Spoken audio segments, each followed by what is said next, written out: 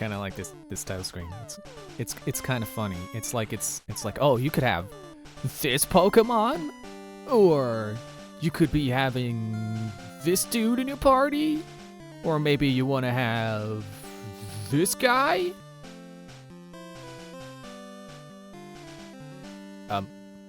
Hello? No, it wasn't starting. Option. Oh, that's B. Text speed to, fast. Battle animation, keep it on. They had this setting as far back as the first games? I thought this was more of like a modern invention, where it's, your opponent's Pokemon goes down, and then it's like, would you like to change Pokemon? That feels like more of a modern thing. I'm surprised. I'll be setting it to shift, because I'm not good at these games. I'm not looking for a challenge. I just want to beat it. Hello there. Welcome to the world of Pokemon. My name is Oak. People call me the Pokemon Prof. This world is inhabited by creatures called Pokemon. I might have one of those. I would like to. I hope I can find it. For some people, Pokemon are pets. Others use them for fights. Myself, I study Pokemon as a profession. That's what the Prof stands for. It stands for Pokemon Professional. First, what is your name? Oh yeah, there is a list of pre-selected names. I could be Gary. Me! I could be the jerk. And then just John. Like, I don't know, John? Bill? Who cares? Just have a name. I'm going with Blue. Right, so your name is Blue. I thought about going with Red, because that's, to my understanding, the canon name of the first generation protagonist, but Blue is acceptable too, so I will go with Blue. Because I am Blue, and this version is Blue, and my Pokemon will be Blue. This is my grandson. He's been your rival since you were a baby. I didn't know babies could have rivals. Or maybe he's older than me and he was, a jerk to me even when I was a baby, but he wasn't. What was his name again? Okay, that's backwards. One of my presets was Gary, and one of theirs is Ash. No, I'm Ash. I guess you're Red. That's right. I remember now. His name is Red. Blue. Your very own Pokemon legend, Arceus, is about to unfold. A world of dreams and adventures with Pokemon awaits. Let's go!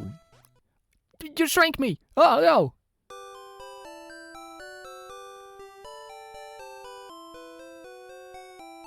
Why does that look like a GameCube? Blue is playing the Super Nintendo. Okay. It's time to go. Oh, I guess it's supposed to be like, yeah, okay, you're doing it. You're playing the console. Okay, time to go. Stop. That's enough Super Mario World.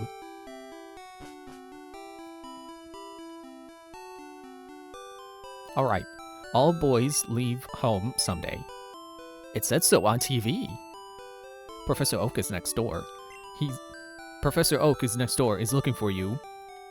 Wait, hang on, let me have another attempt at this one. Professor Oak, next door, is looking for you. What is on the TV anyway? There's a movie on TV. 4 boys are walking on railroad tracks. I better go too. Yeah, I better go find some railroad tracks to step on. Crammed full of Pokemon books.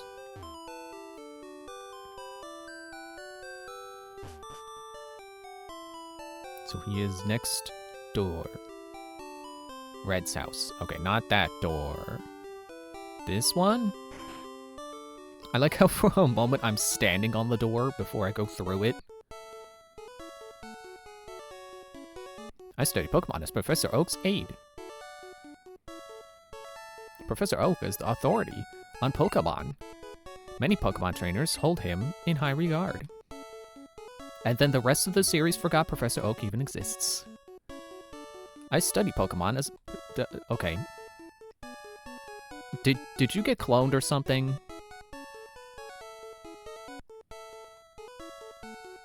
Yo, Blue.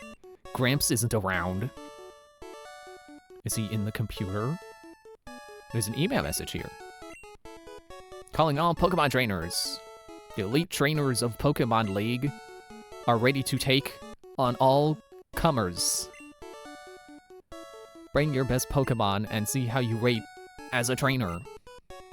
Pokemon League HQ, Indigo Plateau. P.S. Professor Oak, please visit us. Oh, it's gonna be the same. Okay, oops. I wasn't sure if it was gonna be the same, but checking a... It's like it's a 2-tile wide computer, I wasn't sure. It's encyclopedia. It's encyclopedia-like, but the pages are blank. Oh, it must be Ulfur's book from Skyrim. But the pages are blank. Press start to open the menu. The save option is on the menu screen. I was gonna say, on the menu? What am I, eating it? Full of Pokemon books? Okay. Those are Pokeballs. They contain Pokemon. Is that red telling me that? Excuse me. I'm honestly a little surprised this is in black and white. I thought this was gonna be in color, but okay. It is on the Game Boy, not the Game Boy Color. Hi, Blue. Red is out at Grandpa's lab. No, he's not. Oh, wait, no. Red is, yes. Professor Oak, no. I'm raising Pokemon too. When they get strong, they can protect me. I mean, they can protect you when they're weak too. That's kind of how Pokemon work. They start weak and then they get stronger. Technology is incredible. You can now store and recall items and Pokemon as data via PC. It's funny, like, if you put that guy in a different Pokemon game, it would be like he's talking about a new mechanic. No, this is the first game. There are no new mechanics. They're just mechanics. Oh, I probably can't. Hey, wait! Don't go out! It's unsafe. One Pokemon live in tall grass. They don't come out of it. Need your own Pokemon for your protection. I know. Here, come with me.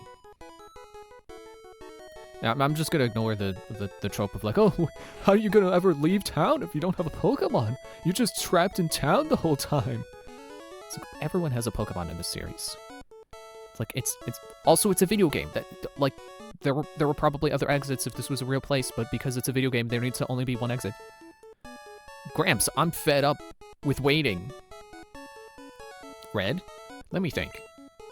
Oh, that's right. I told you to come. Just wait. Here, Blue. There are 3 Pokemon here. Haha! They are inside the Pokeballs. When I was young, I was a serious Pokemon trainer.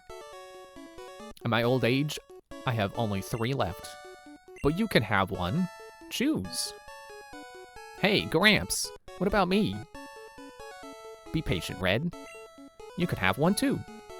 But you gotta let Blue pick first, because then you can pick the opposite one that he's weak to.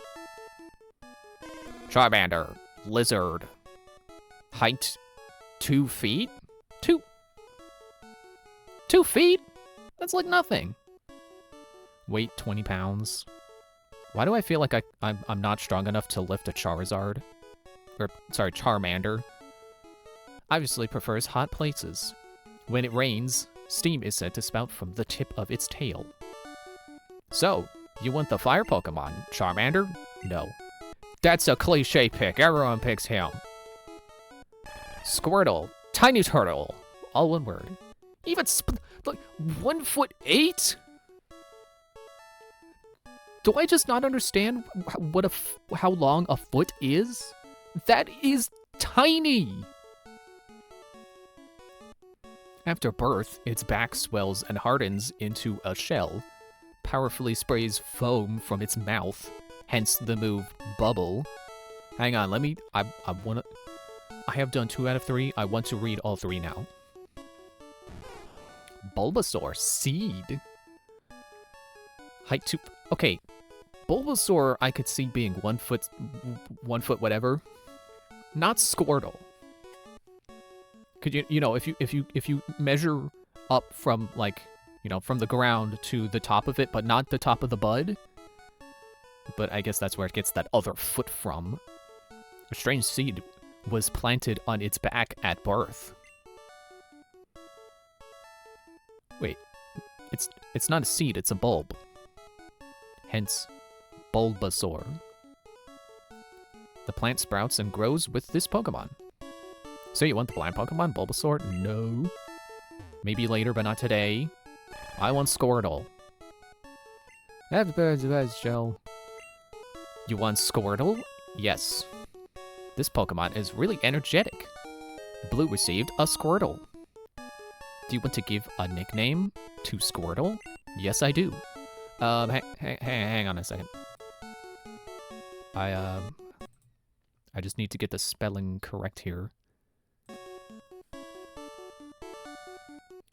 Does A Q, another Q, a third Q, and the Batman symbol. Aquila. So when I was thinking of what to name it, I was thinking with Blastoise in mind, where it's got, you know, the 2 giant cannons on its back. So it always makes me think of, like, oh, I should name it after, like, a pirate ship. Because it's kind of like the side of a pirate ship. So I was thinking, like, okay, I mean, obviously, Assassin's Creed, because that's, like, the series I know that has the most pirate ships in it. But I was thinking around, and, like, what some names I could do. It's like, oh, well, Jackdaw, you know, the pirate ship from 4, the one everyone loves. I didn't really like that. And then I thought, Adrestia from Odyssey. But that didn't feel right either. So I went to the wiki page, and I was looking at the, you know, reading the page, talking about the ships in the series. I was like, oh, Aquila. Right, the ship from Assassin's Creed 3. I like that. I also almost went with, Morrigan from the ship's name from Rogue. But I saw Aquila and was like, oh, there we go, that's the name. I'll just go ahead and tap on Ed here. You're not gonna beat me in my Aquila. I'll take this one then. Red received a Bulbasaur. Oh, I can move now? Okay. My Pokemon looks a lot stronger. If you say so. If a wild Pokemon appears, your Pokemon can fight against it. Yeah. Wait, Blue! Let's check out our Pokemon. Come on, I'll take you on.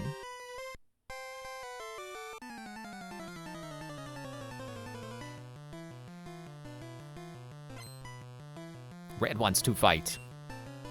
Red sent out Bulbasaur. Wow, I had no idea he had that on his team. I am so unprepared. Well, ain't much I can do except, Does Tail Whip make their attack go down or defense go down? I guess it doesn't matter. It's gonna make this go a little faster if I do. Tail Whip. Defense fell. Okay. I am probably going to struggle in the game's letting you know what the move is in battle, because I do not have them memorized. I mean, I guess if I make sure to check them outside of battle first, which I should have done. I meant to at least look at, like, my nature or anything like that.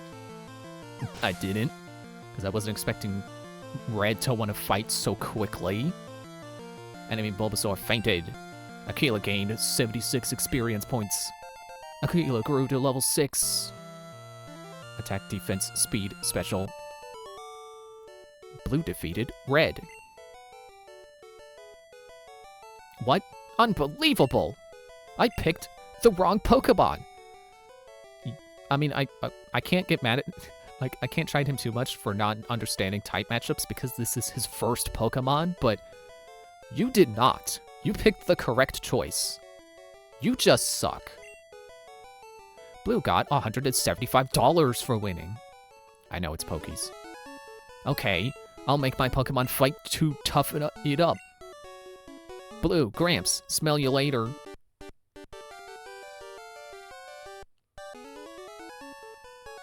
Okay. Menu, Pokemon, Aquila, stats. Okay. Oh, I guess, like, natures and stuff don't exist yet. Right.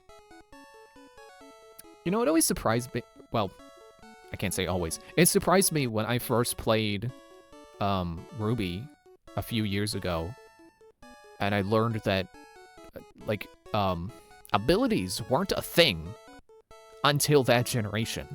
That was the generation that introduced having a special passive thingy attached to every Pokemon. Because, okay, I should say, my first game, like the first one that I really played was, hang on, let me move my stuff around here. I have just a little notepad open to like, remind myself of things I wanted to make sure I clarify.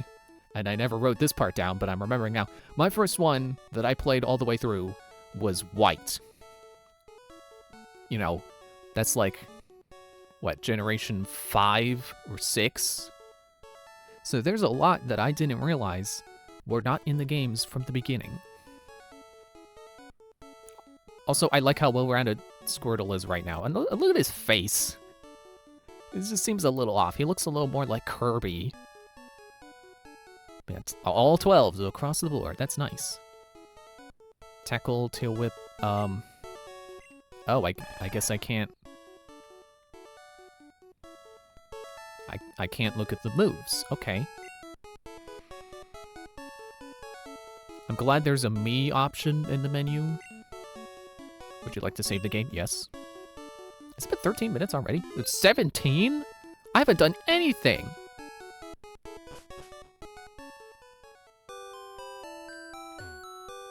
Pallet Town. Shades of your journey await. Not if I walk into the sign and can't move. So I do have planned out a little bit. Like, I'm trying not to plan too much. But at the same time, I was excited to get started, so I'm like, okay, well, let me think of some things. Hi, I work at Pokemon Mart. At a Pokemon Mart. It's a convenience shop. So please visit us in Viridian City. I know, I'll give you a sample. Here you go. Blue God Potion. So I already know some Pokemon that I want to use, and that's mostly just because, obviously, I had to decide between red or blue. So, that is something I'm always going to look up. What are version exclusives, and which game has the most amount of the ones I want to use? See those ledges along the road? It's a bit scary, but you can jump from them. You can get back to Pallet Town quicker that way. Also, I'm going to point out, hopefully I could... Let me get out of the grass. These things, they look like a metal coat. Which I know is the item you need to, like, evolve Scyther into Scizor and Onix into Steelix. Because I was reading about that earlier. Because, again, like, there are some things I want to, like, double-check before I get into things. Rattata appeared! Go, Aquila! So in some cases, I may look up... Like I'm not going to be completely blind about this. I want to be careful with what what Pokemon I pick, because I know that some Pokemon have special evolution circumstances, and I want to at least be aware of them before I get that Pokemon. Oh, critical hit. I was going to say that was like his 3rd hit ever. How many did I have against Bulbasaur? 2nd in a wild battle. Let's put it that way. Rattata fainted. Aquila gained some experience, okay.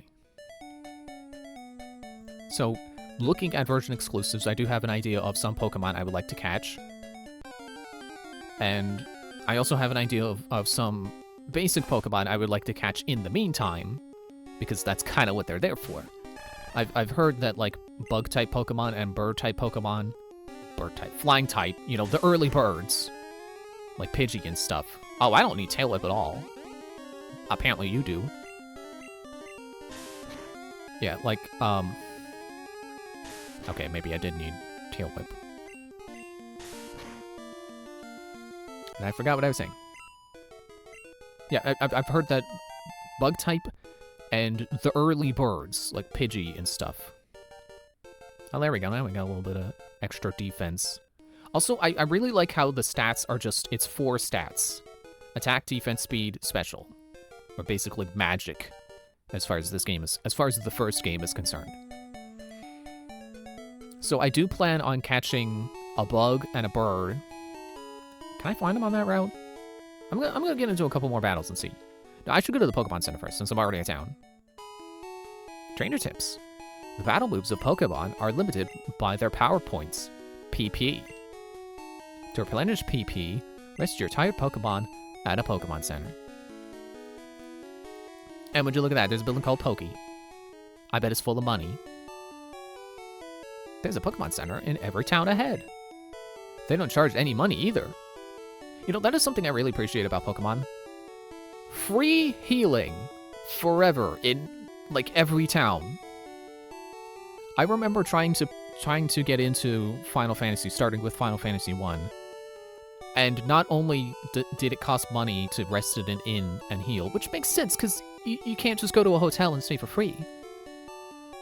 But the price also goes up, I think maybe based on your level, or perhaps how many times you've died or something. I don't know, but the price goes up, and I didn't like that at all. Having to pay to heal.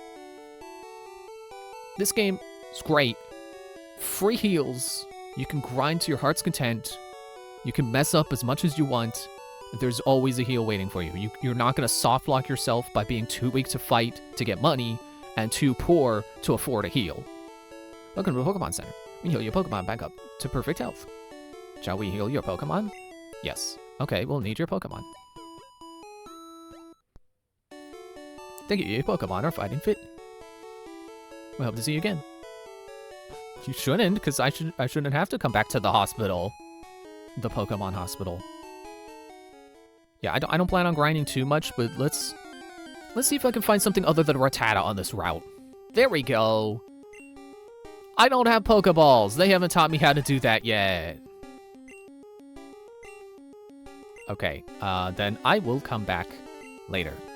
But I will still defeat you. No, not Gust. Did I finish my train of thought on Bug and early bird Pokemon? They're there for as filler slots. I've heard. Like, they evolve quickly, but fall off in late game by design. Like, they're supposed to be there so you catch them, you have some early teammates, and then you replace them with something better later. So I think that's what I'm gonna do, at least for, I mean, maybe every game, I don't know. It's a strategy I am going to utilize whenever it feels like I need it. Which is probably going to be all the time. Let me just, I know it's just one battle, but let me make sure. Welcome to Pokemon Center. Your Pokemon back to perfect health. Heal. Okay, we need to heal Pokemon. Thank you, your Pokemon are fighting fit. We hope to see you again. See, I remember what she was going to say. I didn't need the speech bubble. Okay, yep, there's Mart. It's funny, it's Poke and Mart. In other games, they call them the Pokemart. In other games, they have the space to fit Pokemart on the Mart. Hey, you came from Pallet Town? You know Professor Oak, right? His order came in. Will you take it to him? Blue got Oak's parcel. Okay. No, potions are all sold out. Oh. The shop sells many antidotes. Except for potions, they're all out. Okay, say hi to Professor Oak for me. Oh, I can't buy... Okay. Let me guess, the parcel's full of Pokeballs, and then that's gonna be my Pokemon catching tutorial. You know? The one valid critique I do know of Pokemon is how, like, you can say what you want about the difficulties, whatever. It's game designed for children, so if you're expecting challenge, you shouldn't. But the game should still have options. And one of those options should be skipping the catching Pokemon tutorial. Because, like, every game has that moment where there's someone who, you cannot skip this. They will not ask you yes or no, do you know how to catch a Pokemon? They will drag you into a wild battle and catch a Pokemon while telling you how it works. Actually, I feel like maybe Scarlet and Violet, it still told you, but it didn't drag you into a battle, because that game introduced the idea of, or maybe Legends did it first, but introduced the idea of catching Pokemon without getting into battle. Oh, thank goodness. Akela doesn't have enough energy right now. That would not have been good for us. I probably would have been defeated and then just went back to the Pokemon Center. Oh, Blue. How is my old Pokemon? Well, it seems to like you a lot. You must be talented as a Pokemon trainer. What? You have something for me? Blue delivered Oak's parcel. Ah, this is the custom Pokeball I ordered. Thank you. Gramps.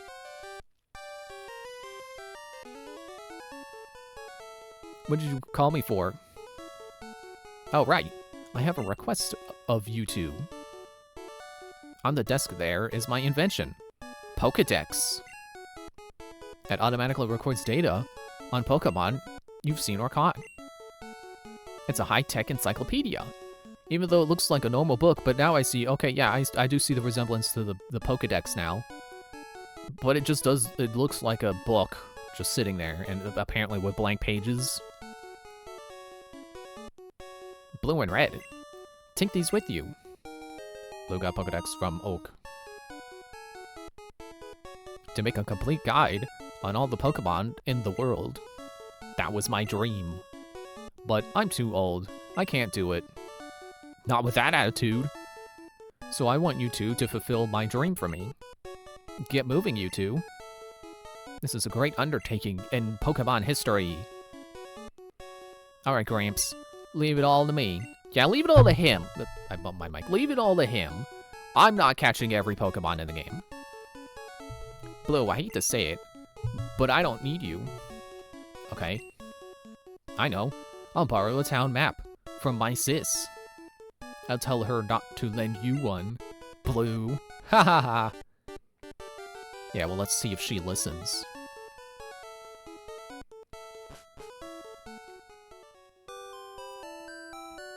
It was this house. There's only like 3 houses here. 3 buildings. Gramps asked you to run an errand? Here, this will help you.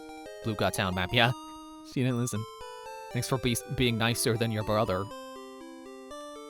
You got anything else to say? Use the town map to find out where you are. Okay, back to the town again. I didn't get healed, did I? It's a Rattata. Go, Killa! Oh no, I'm dying. Can I run? Got away safely. Okay, good. I mean, I guess that's what the one potion was for. It's for right now. I'm not gonna use it.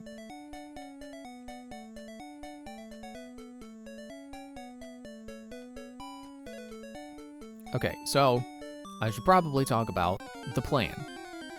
The marathon plan. Not over shadow.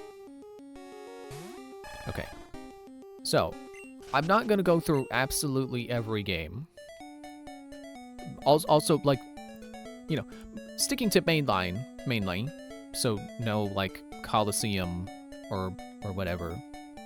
But also not necessarily every mainline game, because the Legends games are technically mainline. I've already played them. I already know I like them. I don't need to replay them, so I'm not gonna. And I'm also not gonna do Scarlet and Violet, because I've also played those. I've played both versions, and I like it. So I don't need to play it again. The main goal here is really to play the ones I haven't played, but also to replay ones that I haven't played in a while. So even though I've played White, I will still play either White or Black. I haven't figured it out yet. Hi there, may I help you?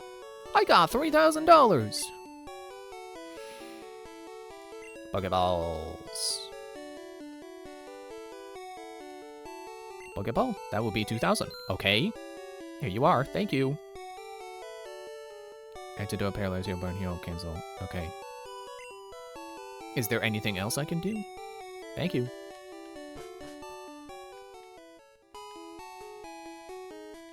Let's go back and catch a Pidgey. I'm simultaneously reading the notes of things I wanted to make sure I went over. Yeah, so I played Black 2 and White 2 recently, so there's a weird little blip of like, okay, well, it's not one that I should necessarily be skipping. Like, I mean, I'm already doing White, even though I played those, but because actually, I don't remember how far I was in. I think I have Black 2. Because I know I got White, because I wanted Zekrom. And then I got Black 2 because I thought you were supposed to do that to get the other legendary, but no, you were supposed to get White 2 if you got White, and that would give you both legendaries. But yeah. I can at least say I finished Black 2 recently. As recently as a few years, anyway. So, I might not play it. I've also just recently watched Lucajin play through. Like, she just recently finished a playthrough of that. So that it's also kind of fresh in my mind from that as well. So, since this is mostly about, like, you know, forming my opinions on all the games, I don't think I need to do Black 2 or White 2. But it depends on how I feel when we get there. Enemy Pidgey, use Gust. Okay, now please get in my Pokeball.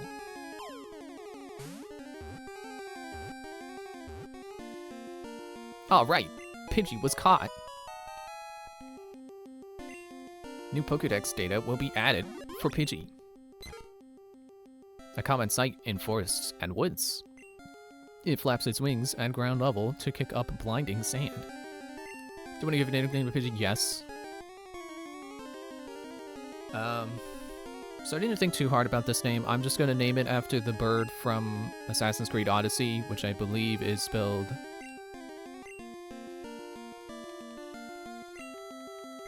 Icaros. You know, basically Icarus, but not quite. And then we'll hit Ed.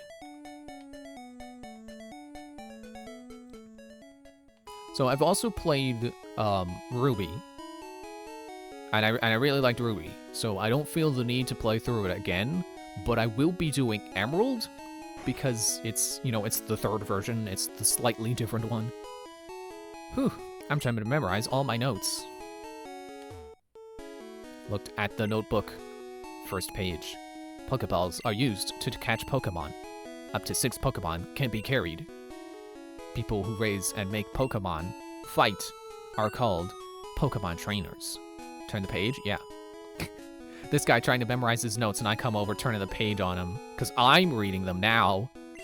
Second page. A healthy Pokemon may be hard to catch, so weaken it first. Poison burns or other damage are effective. Not super effective though.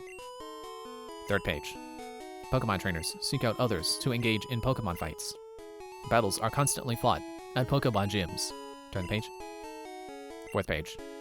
The goal for Pokemon trainers is to beat the top 8 Pokemon gym leaders.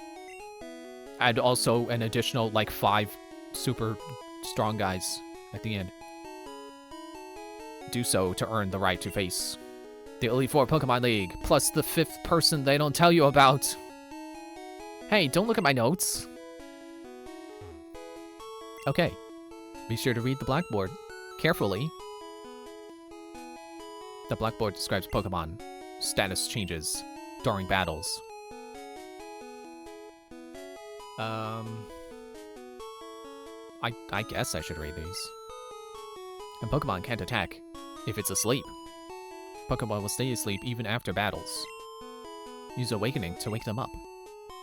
Also, I guess this game already contradicts what I was saying before about how, like, oh, every Pokemon game has a moment where they drag you into battle. They show you how to catch a Pokemon. Poison. When poisoned, a Pokemon's health steadily drops. Poison lingers after battles. Use an antidote to cure poison. Paralysis could make Pokemon moves misfire. Paralysis remains after battles. Okay. The thing I was wondering is if this tells you a burn reduces power and speed. Oh, there we go. That's what I was wondering about. Does it tell you this? It also causes ongoing damage. Burn remains after battles. Use burn heal to cure burn. So didn't it say for paralysis, even though I'm pretty sure that is supposed to be the one that reduces your speed? So I'm assuming, because the game is telling me this outright, it is different. Paralyze does not slow you down. Burn does. And also reduces your power. Wait. No, sorry, special. That's what I was thinking. Or is it both? Because... Oh, that's Pokédex. That is not Squirtle! Look at that icon! That's Kirby! There's slightly less Kirby Squirtle.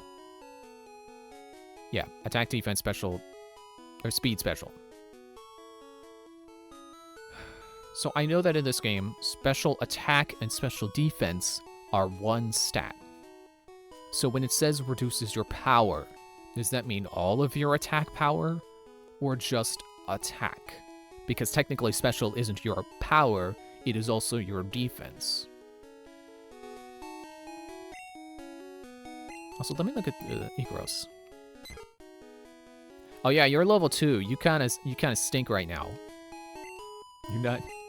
It's not gonna be good to compare you to Squirtle because he's way higher level. Okay, so as I'm saying about Ruby, I've already played it. I don't like sure the thing is like you will just play Sapphire instead. And that's valid. I may do that,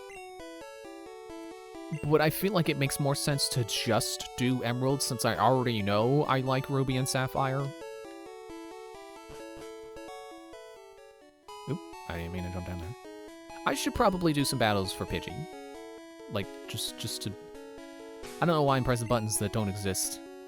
I gotta press the start button, which does exist.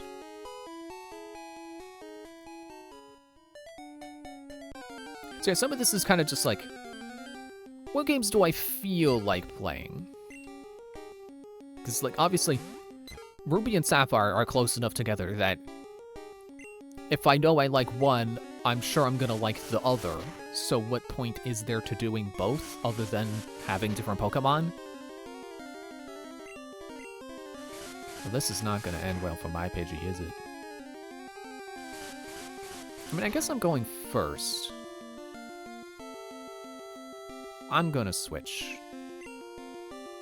That way we both get experience. It's not gonna be a lot, especially because it's level 2. But it's better than getting knocked out. I'll just keep using Tackle. I suppose there is same type attack bonus, assuming that exists in this game. Okay, that was like nothing, wasn't it?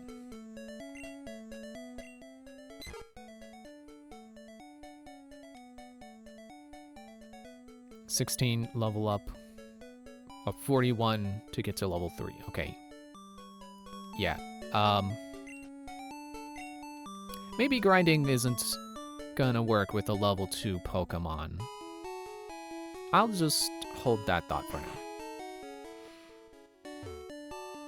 What Pokemon's enemy Pokemon for the heal? Okay, what do you need Pokemon? Okay, yeah, so I think I've mentioned every game I've already played that I don't feel the need to play again. And I looked at how long to beat to see how long it takes on average to beat a Pokemon game. It's about 30 hours, which is like, you know, if I average about 3 hours a stream, which I do, that is my typical run time. That's 10 streams per game, which is that's like 3 or 4 weeks for one game. It's basically a month per game. So I guess it just depends on how burnt out I am on Pokemon by the time I get to the end. Will probably determine, like, because like Sword and Shield I'm also not sure I want to do, because I played that fairly recently. When I go to shop in the Pewter City, I have to take the winding trail in Viridian Forest. So yeah, I'm not sure about Sword and Shield. It may happen, but it just depends on how I feel after beating Ultra Sun or Ultra Moon, whichever I end up picking. Ah, I've had my coffee now, and I feel great. Oh, I missed the coffee guy. Sure, you can go through. Are you in a hurry? Not really. I see you're using a Pokédex. I know what that is, even though it was just invented. When you catch a Pokemon, Pokédex is automatically updated. What? Don't you know how to catch Pokemon? I do. I'll show you how to then. No! I was just saying it didn't. Not in this game. Wild Weedle appeared.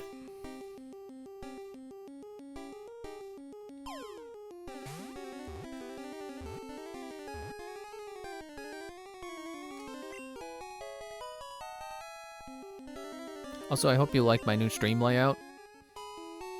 I finally got around to making one that actually fits, like, square resolution games, so that you don't have a bunch of black nothingness between the edges of the screen. First, you need to awaken the target Pokemon. Yeah, I got it. Thank you. Old man who blocks the way because he hasn't had his morning coffee. Oh, Viridian City Pokemon Gym. We're already here. This Pokemon Gym is always closed. I wonder who the leader is. I did not want to jump down. Excuse me. Guess I'll just go around the guy who doesn't know who the gym leader here is. The gym's doors are locked. Okay then.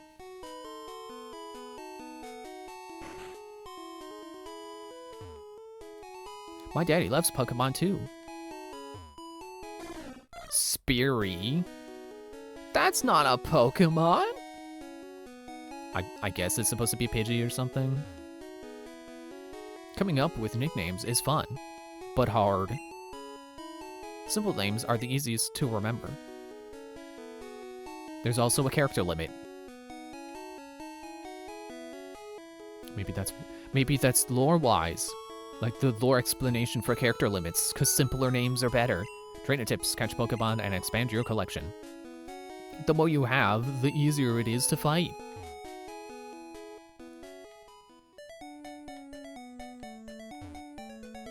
Route 2, Viridian City, Pewter City. Now you're just naming places. Alright, let's see who's in the grass. It's me, I'm in the grass, but who else is in here? Rattata. It's a Rattata-tata-tata. You could take out a Rattata, right? But it failed. Good start. Use Tail Whip. Defenses fell. If that's all you're gonna do, then that's fine. I guess the reason they specify, like, all those other status elements— Owie! I guess the reason they specify all those other status ailments stay after battle is because it's to contrast against, like, Tail Whip, which lowers your defense, but that doesn't linger after battle. Rattata fainted. Igaros gained 12. Aquila gained 12. also just realized, like, my first 2 Pokemon are named after Assassin's Creed things. I promise not everything's gonna be named after Assassin's Creed. That's not a running theme, intentionally. Are you going to Viridian Forest? Be careful. It's a natural maze. Otherwise known as getting lost in the woods. Rattata may still be small. Or may be small, but its bite is wicked. Did you get one? A Rattata or a bite? No, I haven't gotten bitten yet. Okay, wait. I'll be fine. I was gonna switch Ikaros out. I came here with some friends. They're out for Pokemon fights. Isn't that just how it is? I ran out of Pokeballs to catch Pokemon with. You should carry extras. Yeah, well, I got 9. There we go, there's a battle. Which is why I wasn't gonna switch out Ikaros. Hey, you have a Pokemon. Come on, let's battle him.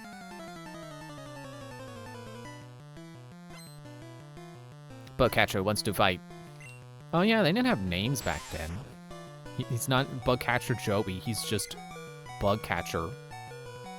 Alright, Akela, you got experience for showing up, now switch out. Or, did I call him Akela? Ikaros. Poison Sting, uh-oh, don't poison me. Let's try Bubble, let's see how Bubble does. It did okay.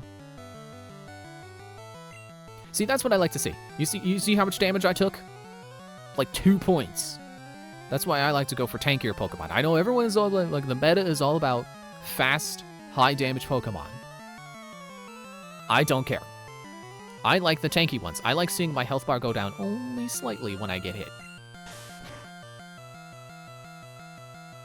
Anyway, we don't use Poison Sting. Akela, use Tackle. Critical hit. Ow!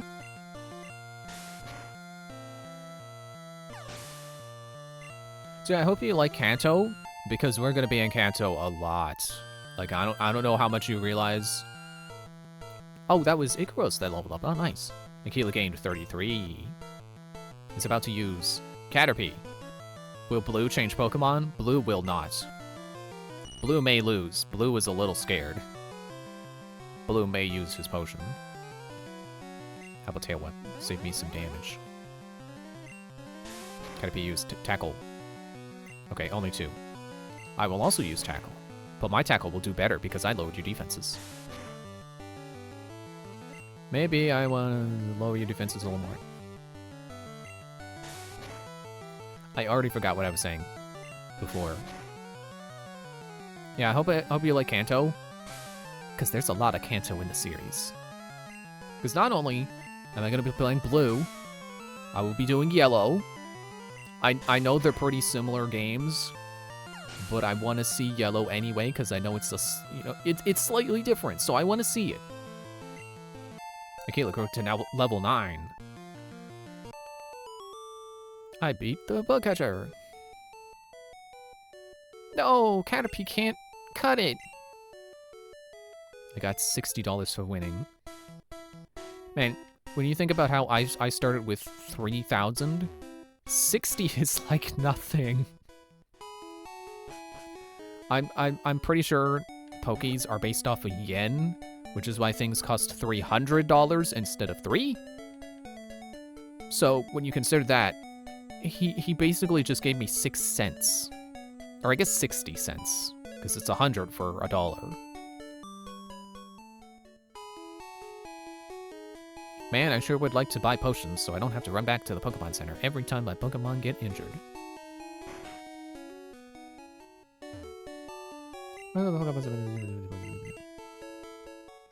So yeah, so we'll be doing Blue, we'll be doing Yellow, we'll be doing Gold, Crystal, which both let you go back to Kanto.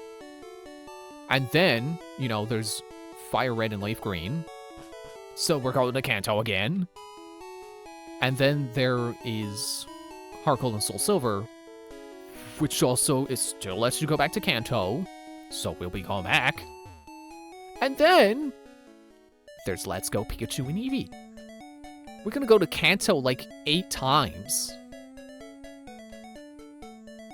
It's a good thing that I know I won't be able to use every Pokemon I like from Kanto in one game. Like, it's a good thing there are more Pokemon I want to use that I'm not sure I'll be able to use in one run. Because, golly gosh, we sure will have a chance to see them all.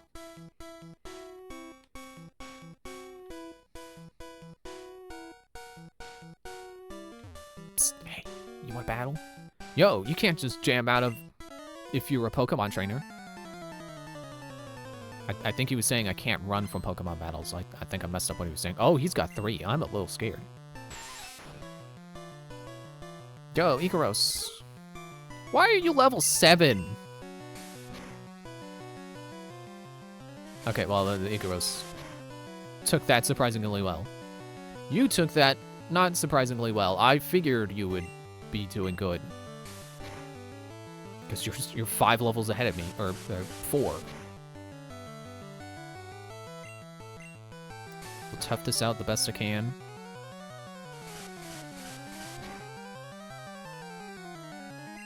Alright, back to Aquila. So yeah, my plan with Pokemon is, look, which Pokemon I use. I'm gonna try to not use the same ones all the time.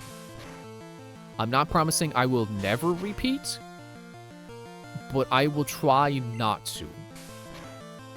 And like I was saying, with Kanto, we're gonna be going there a lot, so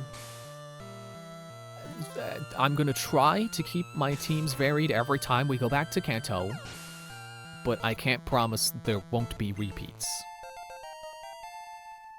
There we go, level 4, nice. He's about to use Kakuna. Kakuna Matata. You switch, okay, so here's my plan. Okay, we'll come back. Ikaros. And then Ikaros come back.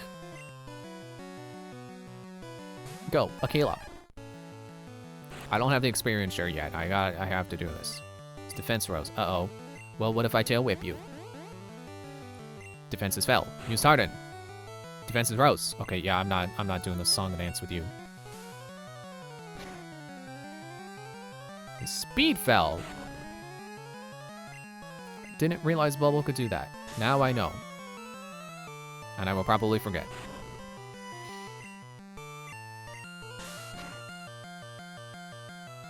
Critical hit! Enemy Kakuna used Harden. Just looking at my notes again, and I think that's everything I wanted to say. So I'm going to try to go through all the mainline ones, play the ones I haven't, replay ones that I played a while ago. I'm going to be skipping Ruby, Black 2, White 2, both Legends, and Scarlet Violet. Depending on how I feel at the time. That's currently the plan, but it might change later. We'll be playing... I wrote it down as original pairs. I think I meant, like, you know, the original duo of releases. So, like, you know, Sword and Shield, that's a duo. And then if there's a third version, I'm gonna play it. So since I'm skipping Ruby, I'll be doing Emerald, because that's the third version. He's about to use Weedle. Will Blue change Pokemon? Yes, he will. Freaking level 7 Weedle. Ikaros is catching up. In fact, Pocket Stain! Ow, Poison Sting. Shoot. He's poisoned. It's a good thing happiness isn't a mechanic in this game yet, I think. Because he's probably gonna faint before we can get back to a Pokemon Center. Let's do Gust. I sure would like to check the moves, because I don't know if Gust is, excuse me, a flying type move or normal, because it sure isn't super effective against Bug. It should be, but it isn't. It doesn't seem to be. And, okay, yeah, going back to my note skins, like, yes, I'm gonna try to not use the same Pokemon all the time. I forget. I think it was in my first Scarlet playthrough. I used a Corviknight, even though I had a Corviknight in Shield. I just really like Corviknight. And I felt a little bad about, like, well, you only get 6 team members. You only get 6 slots in your team. And I used one of them on a Pokemon I already had before. So I'm gonna try to not do that, but, you know, kind of just depends on how I feel at the time. Icarus is level 6, nice. Healing level 10. Back to the Pokemon Center. I ran out of Pokemon. Yeah, I'm about to too. Ow. Ow. Ow. Ow. Okay, so I think that's pretty much all my notes. Icarus fainted. Dang it. What do you mean I'm still being poisoned? That better not have... Wait, did Aquila get poisoned and I didn't pay attention? I hope that's not Aquila.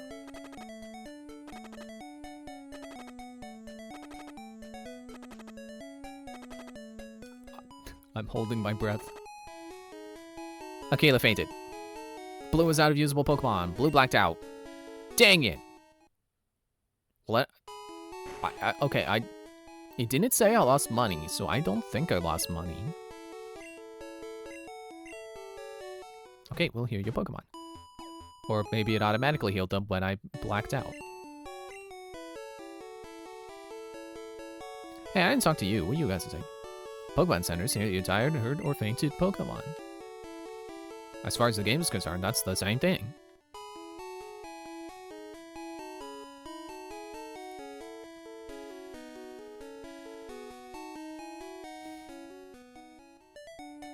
So it's kind of technically not true that White was my first Pokemon game, because I remember there was a point where I was like, I want to play through the Pokemon games. So I borrowed one from my brother, and I believe he originally gave me Leaf Green, and I was like 1 or 2 towns in, and he's like, oh, actually, I want to replay that game. So then he gave me, one of the Game Boy ones. I don't remember which one. I want to say Blue. Oh, an item. Antidote. That would have been nice earlier. And I don't remember how far I played into that one, but I definitely did not beat that one either. So when it comes to the Game Boy games and Leaf Green, I've technically already played them, but I haven't beaten them. So that's kind of why I call White my first Pokemon, is because it's the first one I beat. It's the first one I played all the way through. And that was a while ago. So that's why even though I beat White, I would like to replay it. Are you serious with these encounter rates right now? Are there even Pokemon in here? Could you know, the moment I'm gonna want there to not be encounters, they're gonna happen every other step. So if this game is seriously telling me that there are Pokemon in this grass, and I'm just getting stupid weird luck with not getting them, there's no way. I'm giving up because I'm confident in saying there are no Pokemon in that grass.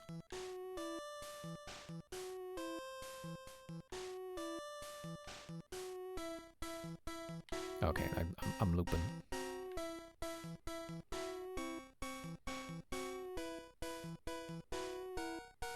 But what I do remember about playing Pokemon on the Game Boy, whichever one it was, I remember I was really into it. I was playing it like constantly.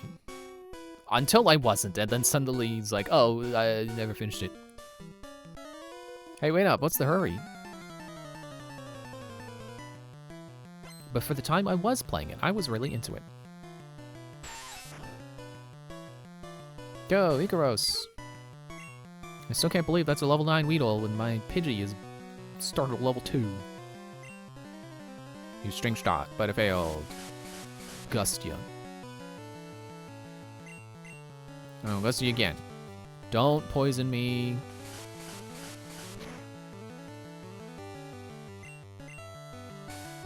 Poison sting. Gust.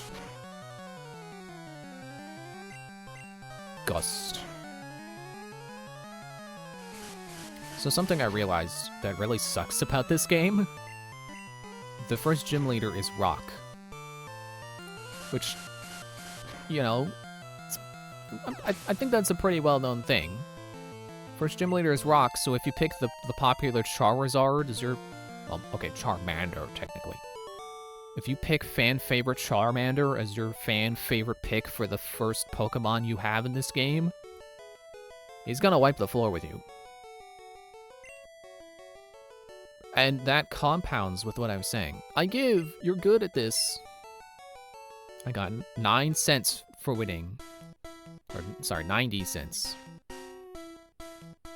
So if you go with what I was saying before about, like, oh, bug-type Pokemon and you know, the early bird is supposed to be like your temporary party members to help you with early game. They're also gonna get wiped by Brock. They are also weak to Rock. That's ridiculous. It's like your best bet is to get a Rattata. Because otherwise, well, I'm sure there's other stuff on the way there. Leaving Viridian Forest, Pewter City ahead. But it's just kind of hilarious. Like, with the strategy I'm using right now, I'm gonna have to lean entirely on Squirtle to beat Brock, unless I catch something else on the way there. Have you noticed the bushes on the roadside? They can be cut down by a special Pokemon move. Oh yeah, isn't that a fun fact that people have been sharing recently? That's like, what? I've been playing this game since I was 2 years old and I didn't know you could do this? Yeah, you can use Cut to cut grass. So instead of using Repels, you can just use Cut. It's not efficient, because it only cuts like 9 tiles. So you have to, you know, take a step, use Cut. Take 2 more steps, use Cut. But you can do it. Many Pokemon live only in forests and caves. You know, where you can go buy bolts and screws. You need to look everywhere to get different kinds. It's easy to laugh at these tips and be like, duh, everybody knows that. Where you think you'd find a rock-type Pokemon? You should look at a cave. But like, this is the first game, they gotta make sure you understand. If you want a rock-type Pokemon, you gotta look in a cave. Whee! Alright, let's see how you do against something that's weaker than you. There we go! That's what I want to see! I feel like you've really caught up now, even though you technically haven't. But I feel like I can grind with you now. Level 8, nice.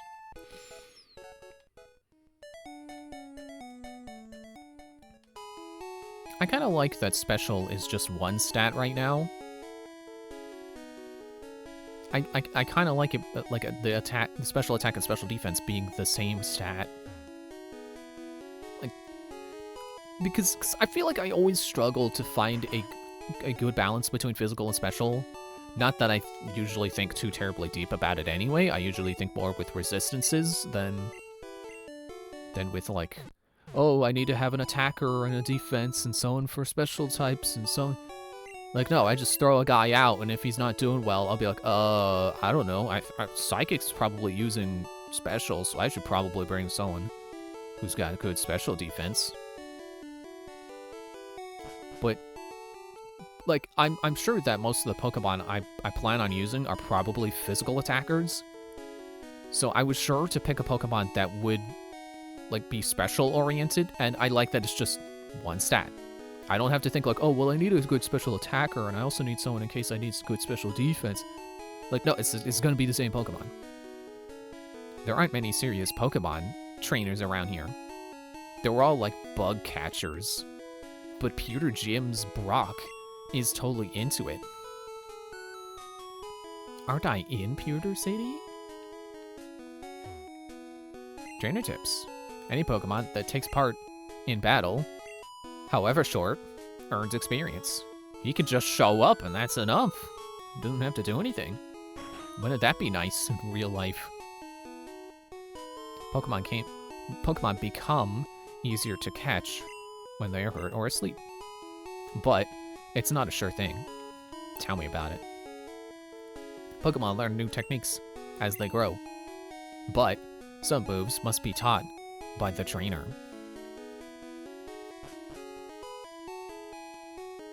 Also, I like the sprite work. That's probably not a hot take. I like the sprite work. I like how they're kind of chibi.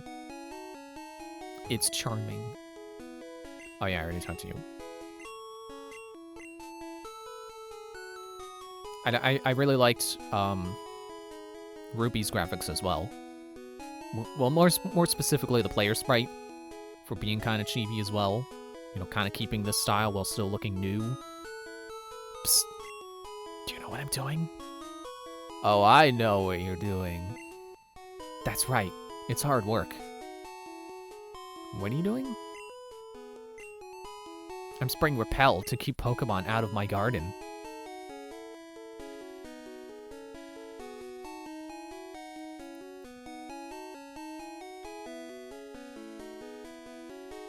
You're a trainer, right? Brock's looking for new challengers. Follow me.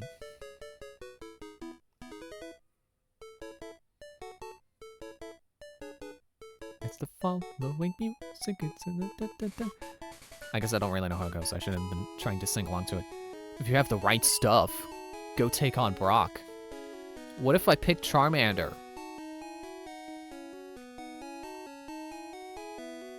It's rumored that Clefairies came from the moon. They appear after Moonstone fell on Mount Moon. I'm gonna see if I can go to another route.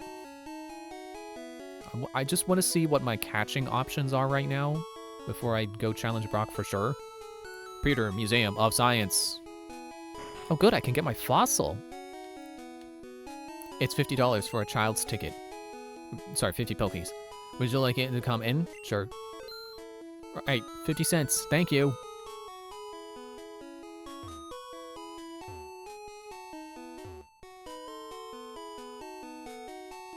Yep, there's that guy.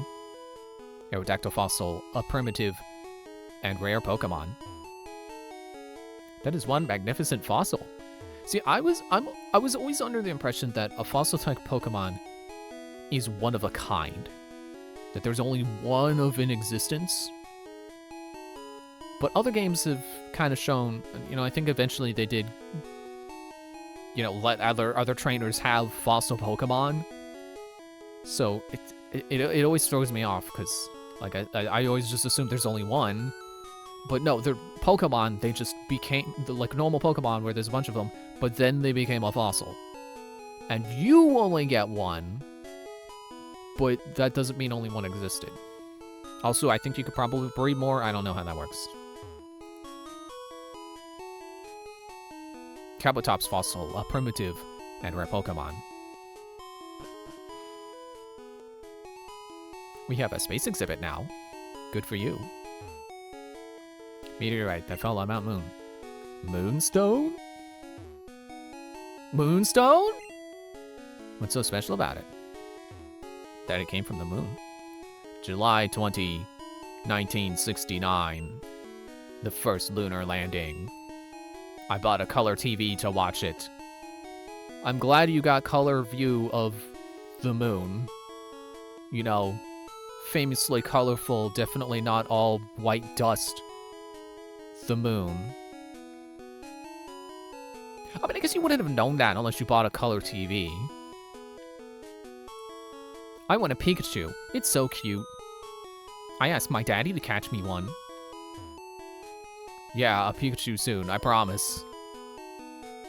Maybe I'll get a Pikachu soon, I don't know. Take plenty of time to look. Nah, I'm done. I don't know if I'm gonna use my fossil Pokemon in this game. I don't know which one I want. I know the meme is... Oh, no, wait, Helix. Never mind. I was gonna say the meme is Kabuto. No, it's not. It's Helix. Your training right back is looking for new challenges. Follow me. I don't wanna.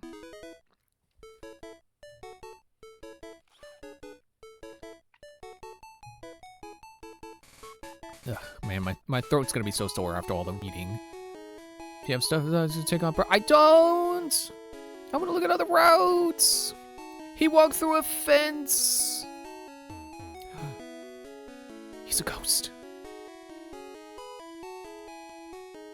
There's a ghost blocking me from going to the other towns. Your training right back is still looking for you. Right, okay, whatever. Do your best, Aquila.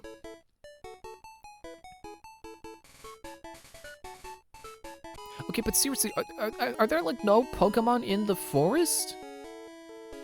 Isn't that supposed to be where you get Pikachu and Caterpie?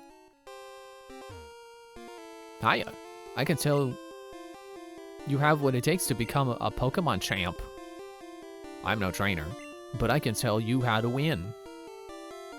Let me take you to the top. No. It's a free service. Let's get it happening. The first Pokemon out in a match is at the top of the Pokemon list.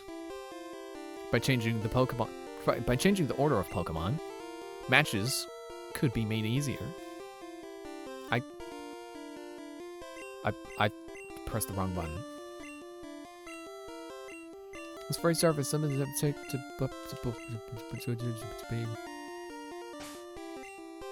it's probably not start to lead with Icaros. So I won't.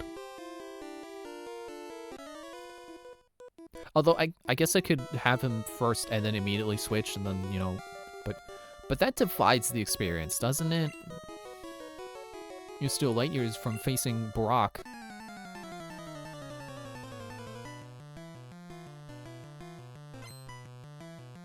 Junior trainer male wants to fight. Well, I don't.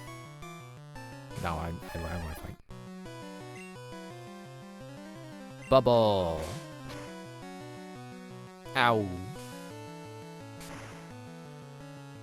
It's super effective. Ow. See, if I was trying to catch this Pokemon, that would be like the perfect amount of health.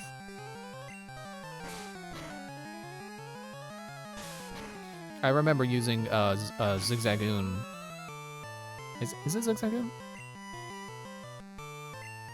No, Zangoose. Using a Zangoose to catch wild Pokemon because it's got False Swipe. And that, like, is guaranteed to reduce it down to 1 unless they're already at 1. Okay, yes, I will change to Icaros.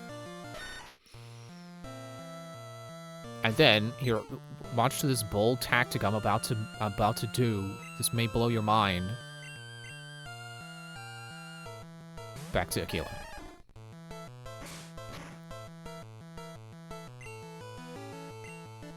This is actually not going well.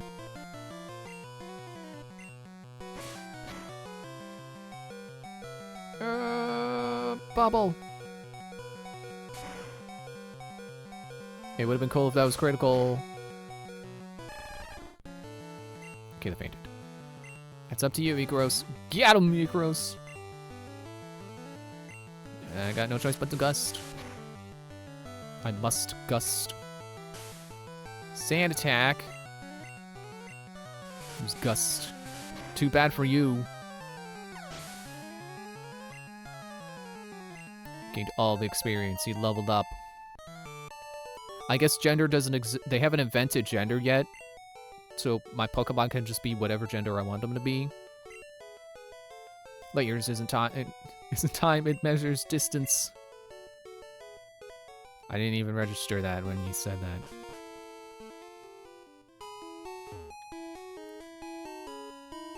I thought about giving...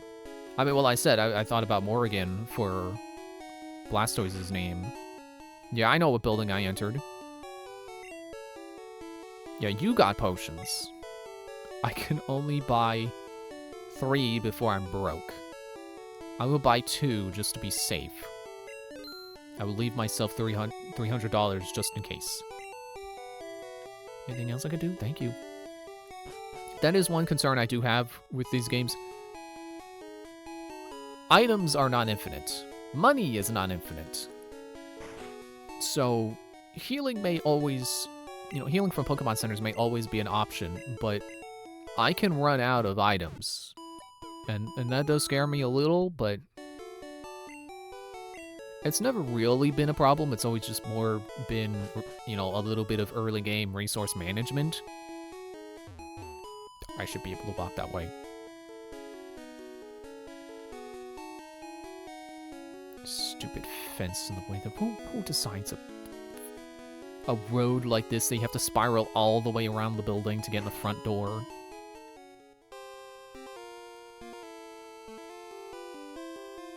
Wait. Is that it? There's one trainer in front of Brock? No puzzles or anything? Okay. No, I'll still lead with Aquila.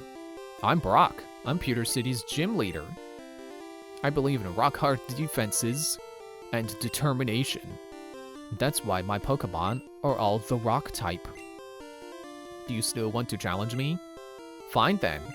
Show me your best.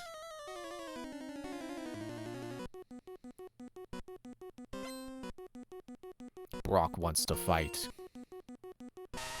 He would look pretty tough if I hadn't seen the anime growing up, and I know he's kind of a dork.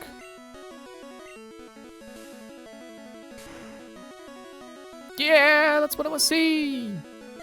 Defense curl. You can try. Curling won't save you from bubbles. Enemy Judo fainted. Defense curl always makes me think of, like, in Majora's Mask, when you're playing as a Goron, you can curl up to roll around like Goron typically do, but you can also, like, ground pound doing that. You put your face in the ground when you block, because if you press the shield button as a Goron, you don't have a shield, but you can still block. Will I change Pokemon? No. Onix used Tackle. I think I remember now. The Game Boy game I played definitely was one of the first generation games, because I definitely fought Brock. And I remember now, I picked Charmander. I don't remember how I ever got through this. And I think Onix knows, like, Bind or Wrap or something that can damage you over time. Yeah, Bide, not Bind. And that caused me trouble too. But there we go, just like that. 4 bubbles. And that's it for Brock. Blue defeated Brock. I took you for granted. As proof of your victory, here's the Boulder Badge. Blue received the Boulder Badge. That's an official Pokemon League badge. Its bearer's Pokemon become more powerful. I think that's a mistranslation from a mechanic they had planned, but didn't actually implement. The technique Flash can now be used at any time. I don't have Flash. Wait, take this with you. Received TM34. A TM contains a technique that can be taught to Pokemon. A TM is good only once. So when you use one to teach a new technique, pick the Pokemon carefully. That one contains Bide. Your Pokemon will absorb damage in battle, then pay it back double. Oh. Never mind then about the damage over time. Excuse me. But yeah, I just remembered that I definitely fought this gym battle before. So it was definitely either red or blue I was playing. Or probably blue, because I'm pretty sure I bought it from my brother, and I'm pretty sure that was his version out of the 2 versions. Because he likes blue. That's his favorite color. I like blue, but I also like red, so that did not help me pick version. But I am all about... Well, I can't say all about the exclusives, because Legendary is also a big impact. Because, like, the others you can trade. No one trades their Legendary.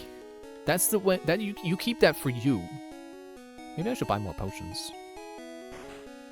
I certainly don't go around trading my Legendaries.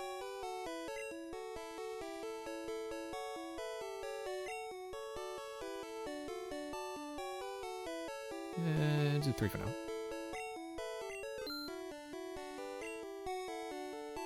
An escape rope just in case. Is there anything else I can do? Thank you. What do people in the store have to say? A shady old man got me to buy this really weird fish Pokemon.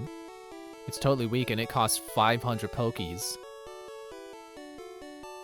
That feels like a thing that's, like, illegal now in Pokemon. Like, they would just never do that. When's the last time you ever heard of someone buying a Pokemon in Pokemon? Good things happen if you raise a Pokemon diligently. Even the weak ones. Those both feel like they're supposed to be hinting towards Magikarp. Did you check out the museum? I did. Weren't those fossils from Mount Moon amazing? I guess. I don't think I'm much of a dinosaur person. Notice, thieves have been stealing Pokemon fossils at Mount Moon. Please call Pewter Police with any info. I'm definitely not much of a space person either. If I pick between space or dinosaurs, I guess dinosaurs. I mean, Tyrannosaurus is pretty cool. Or Stegosaurus, or Triceratops. You looked at me, didn't you? I mean, I guess that's how the battle started, yes? Last wants to fight. Sent out Pidgey. I was gonna say, good idea. Oops, wrong Pokemon.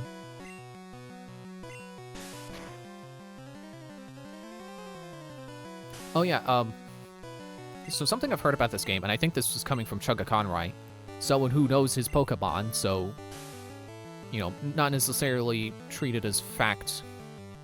But, oh, you're just gonna do that, huh? But the idea of you can kind of look at the 3 starters as your difficulty selection. And I believe he said that Squirtle is easy, which, you know, sweeping Brock with just a Squirtle. Yeah. And then... Or maybe it's... I want to say that actually grass is usually quote-unquote hard, because it has so many weaknesses. But in the first game, it definitely feels like well, I say definitely, but Brock is the only one I know of where you will struggle with Charmander. Level 9 bird versus level 9 bird. Who will win? Pocket Sand. Pocket Sand.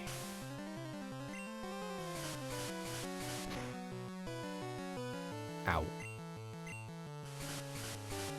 Maybe my stat growths have been better than yours. No, I think we're pretty even.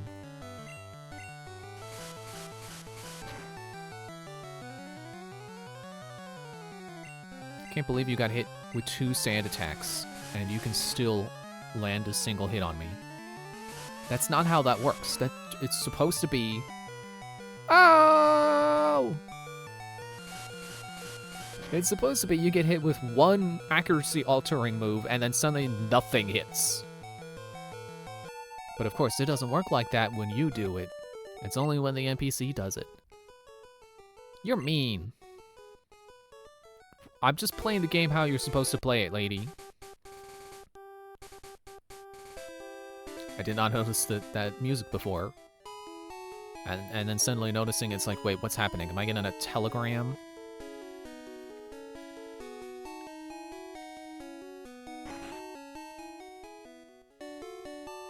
Welcome to the Pokemon Center. We have your Pokemon. I'm back to perfect health. Okay, we have your Pokemon. Thank you, Pokemon fighting. Hope to see you again. So, as far as I've heard, the idea is fire type is usually the easiest to pick, and water is medium, and then grass is hard.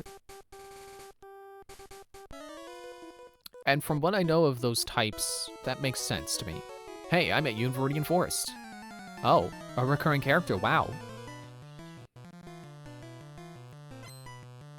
But Catcher wants to fight. Sinnoh Canopy. Does this guy look familiar? He just took out a whole gym. Critical hit.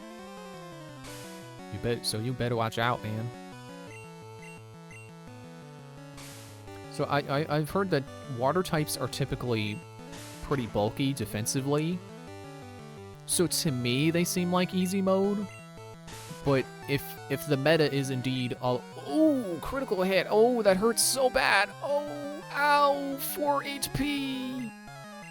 That would hurt if this was Paper Mario. Although I say that like I don't know that damage numbers can get up to like 7 at least in Paper Mario. If you're doing things right. About to use Weedle. Change Pokemon, yes.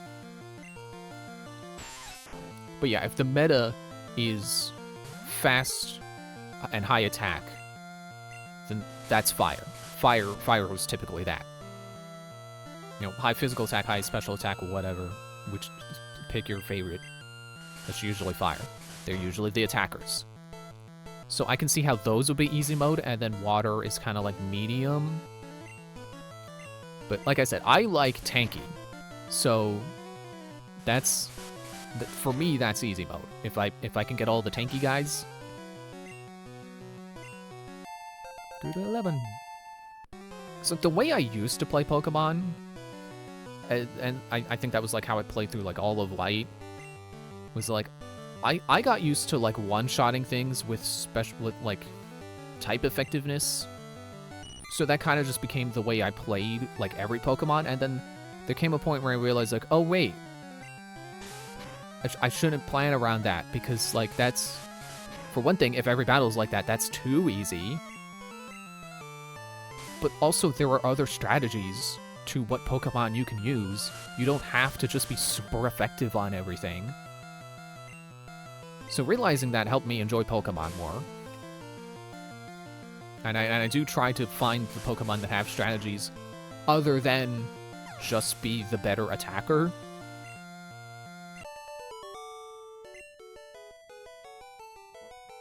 And I think I would always go for same type effectiveness. So like if I'm using a fire type, they only learn fire type moves.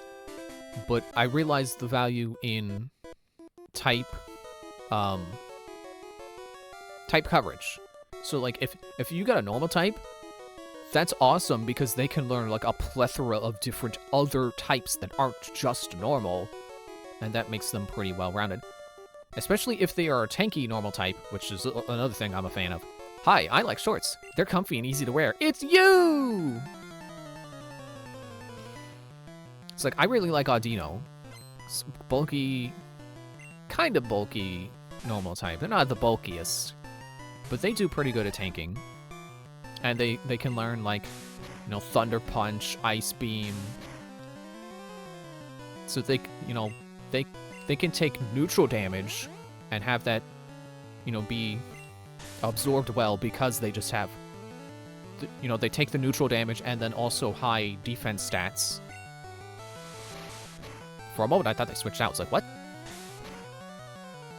And then also have a wide move pool so that, like, oh, you're fighting a water type and they hit you for neutral damage and you resist that pretty well because high defenses.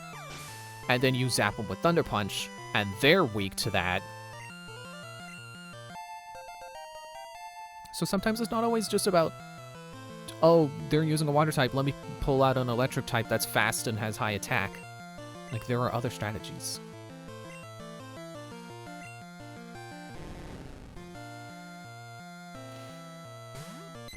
I think I was supposed to go on break after I beat the last guy, but we'll fight this guy too.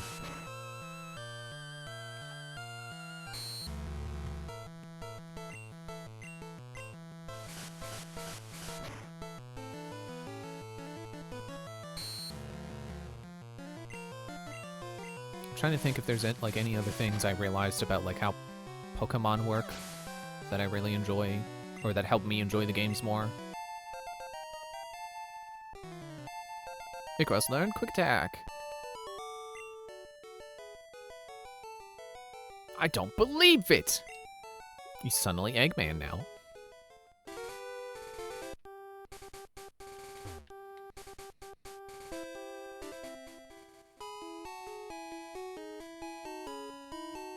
Oh, I was gonna go into Mart. No, I want Pokey.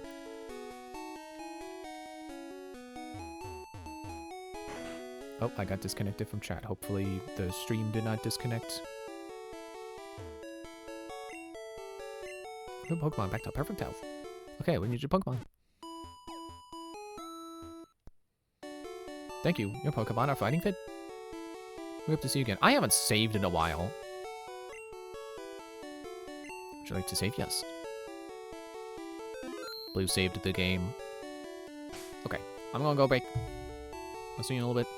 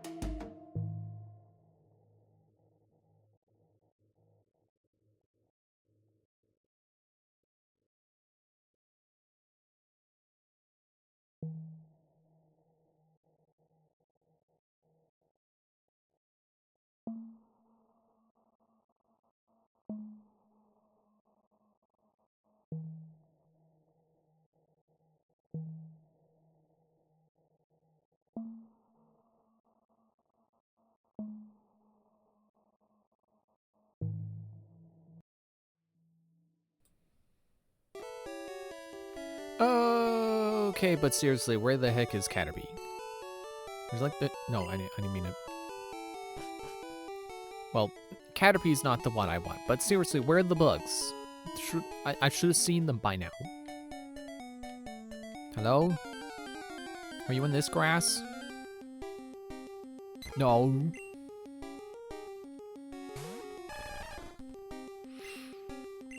So, something I realized I forgot to say about, like, talking about starter Pokemon as your difficulty selection.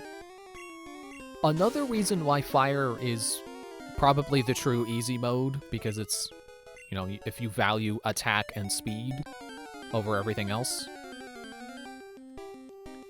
Fire is, I think, statistically, one of the best offensive types.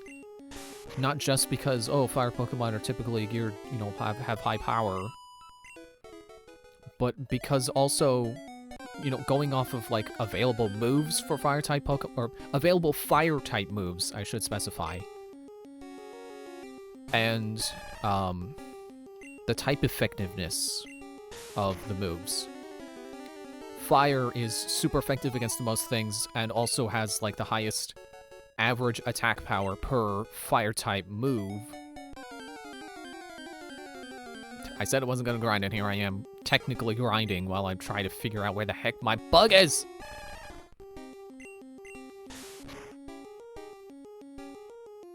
I want to say, if you go off of statistics, fire, rock, and ice are the best offensive types. But I know ice is, like, really, like, pathetically fragile. Well, there's Caterpie. But I don't want a Caterpie, I want a Weedle. Missed? I'm glad that turn happened. I'm glad nothing happened for one whole turn. My time is being used smartly. Yeah, that, Chiptide on YouTube, he does videos sometimes talking about Pokemon, and one of the videos he did was, like, I think it was, like, what is statistically the best type? And then parts of the video was like, okay, which are the best offensively, which are the best defensively? I forget what he said for defenses, but yeah, I remember Fire, Ice, and Rock, those are your best offensive. I was surprised about Rock.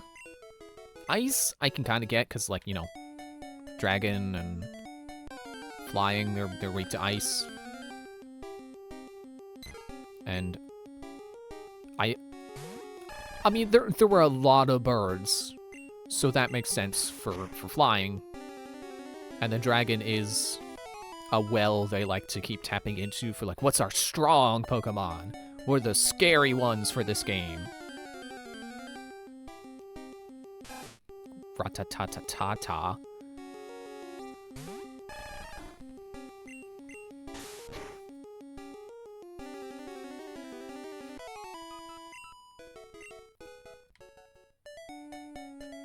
Come on. Gimme Weedle.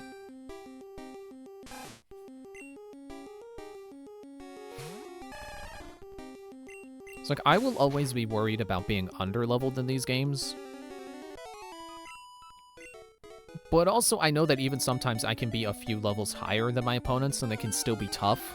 So, in general, I'm just scared of any part in these games I've never done before.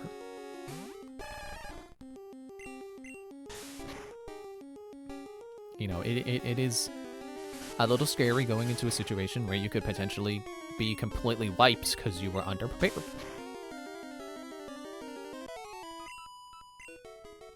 But, like, the only consequence for losing is you lose some money, and, like, oh well? I mean, that's just for, like, potions and stuff. Especially in the early games before they added customization. Like sure, and when it comes to, like, when they introduce character customization, yeah, I'm gonna care about my money, because that's gonna buy me clothes. But,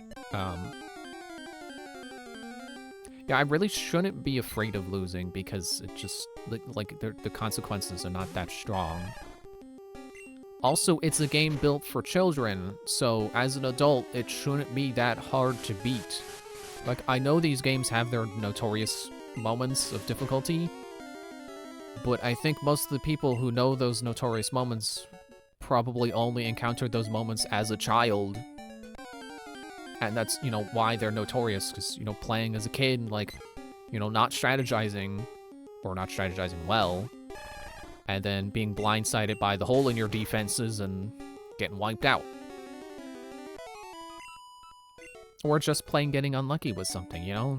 It could be possible you get into a fight and you have terrible luck with it, but you're a kid and you don't acknowledge the luck aspect, and you just think that the opponent is impossibly good. That is also a possibility.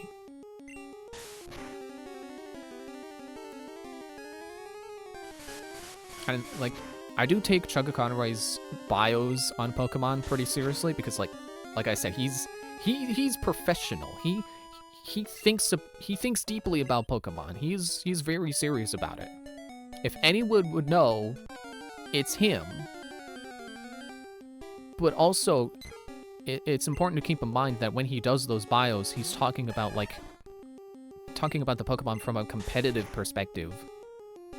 So if he says a Pokemon is terrible, or even if he just says it's like mediocre, that doesn't mean he can't beat the game with it. Again, these are games built for children. Why would they make it where children are not allowed to pick a Pokemon based on how it looks and win that way, you know? They expect children to pick the ones they like the most and stick with them the whole way. I'm gonna try some other grass. I don't want to keep grinding in that grass. Gotta check somewhere else. Hello? There should be Pokemon here. Hello? Where are the Pokemon? In the grass. Hello? No stealing Pokemon from other trainers. Catch only wild Pokemon. I would if there were any! Anyone here? Hello? Finally! Metapod. I think I want Kakuna, so this is not what I want. Oh, knock him out. Oh, I got Water Gun now. I didn't notice that. One hit KO. But yeah, I keep mentioning, like, oh, this game's made for children, because, like, I just think it's important to remember, you know, especially for me playing these for the first time, I shouldn't be that scared of these encounters because they're not supposed to be difficult. You're supposed to be able to beat the main game without thinking too deeply about the competitive side. Because the NPCs are not going to pull out competitive strats. They're not going to pull out meta... I say this with Metapod looking me in the face. They're not going to come out swinging with, you know, the top metagame strategy. That doesn't mean they can't be challenging. Because, like, I think the Elite Four is, like, always pretty scary. But, you know, part of that is also, like, taking out, like, 5 trainers with strong Pokemon and no healing in between, except for whatever potions and revives you have on you.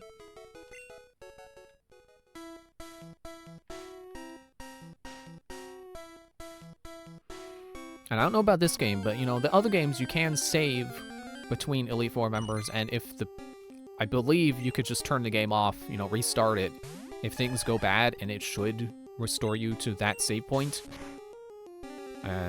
Tackle, whatever. Alright, I think that's enough for Aquila. Let's get Igros a little stronger.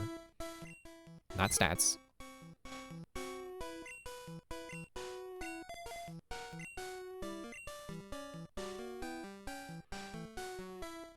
But yeah, like, Pokemon by design wants you to experiment with what Pokemon you have, so... Like, I'm gonna try my best to have good type coverage, you know, good type resistances, and good offensive spread. Because, like, the Elite Four is absolutely like, I've fought enough Elite Four members to know having type coverage is really important in your attacks as well as your defenses. It's like, there have been plenty of times, especially against, like, Dragon Elite Four people, where I'm like, oh, okay, you're pulling out a dragon, so I'll just pull out the guy who's got Ice Beam. Oh, look, a Pikachu! Okay, Ikaros, please don't knock this out. I said please!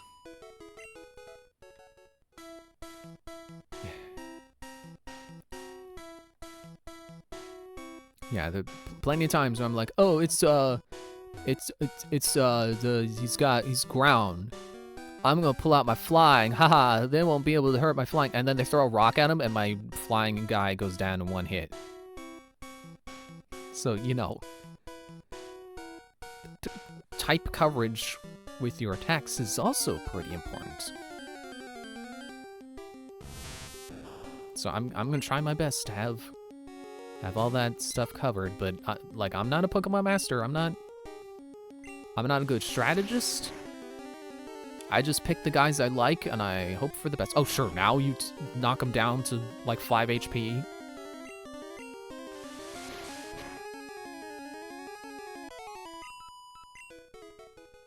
So, you know, for now I got Pidgey. I'm trying to get a Bug. Trying to get Weedle. Have them for as long as it feels like they're working. But if the time comes where I'm like, I got something else I want to use, then I'm just gonna use them.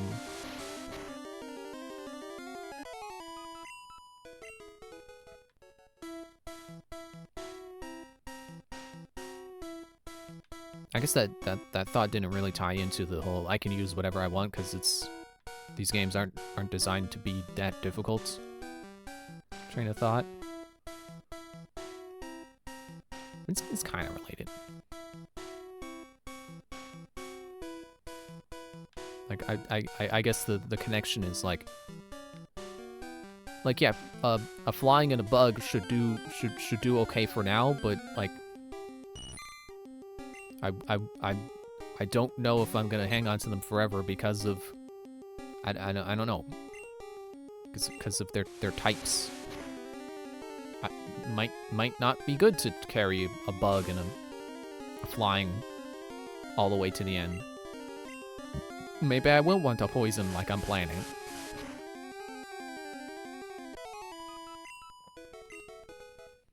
Also, when it comes to Pokemon that are available to me, any that involve trading, not really on the table. I can't really trade. At least I don't think I can. I don't think it's an option. So unfortunately, you know, I do think Machamp is cool. Yeah, Chop, Choke, Champ. That's how that goes. So yeah, Machamp. I think Machamp is cool, but unfortunately, I'm not gonna be able to use one. You know, I would really like to use a Scyther, but I don't think I'm gonna be able to get one. That said, okay, so that is a Pokemon that will be available in Fire Red and Leaf Green. You know, I don't know when it first showed up in the games, but I know that's when it will be available. They recently announced, actually just this morning, they announced Fire Red and Leaf Green re-releases. So if I get one of those re-releases, I should be able to trade not only for the other version exclusives, but hopefully for I'm gonna inquire about it. I'm gonna ask my brother about it. Cause I was looking at, like, okay, metal coat. That's why I brought it up earlier. It's like, oh, those look like those rocks look like metal coats. It's because I was looking at it earlier. It's like, okay, how do you get a metal coat? Because I know you have to trade with it holding a metal coat, and that uses up the metal coat. So if a metal coat is only something you can only get one of in the entire game, I feel kind of bad trading with it. I mean, I guess it's a fair trade if I trade an Onix holding my metal coat, and then I trade that to my brother so he can get a Steelix and I get a Scyther or a Scizor.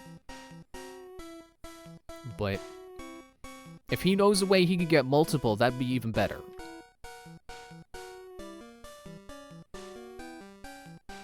I did see that there's like a gauntlet or something where you battle like a bunch of trainers and your prize is a metal coat. I don't know if you can keep getting metal coats from that. I would hope so. But okay, seriously, where are all the other Pokemon? Hello? Hello? There we go. You just gotta shout hello a bunch of times. Is Metapod... hang on, am I goofing on myself? Here, go to the music stop. Let me go back to intermission. Am I fooling my... Am I tricking myself? Is Metapod not available for me to catch?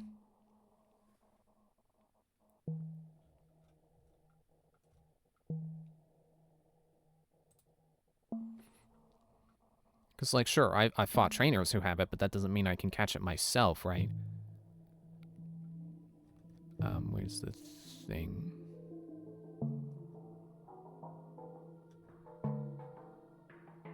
Where, what?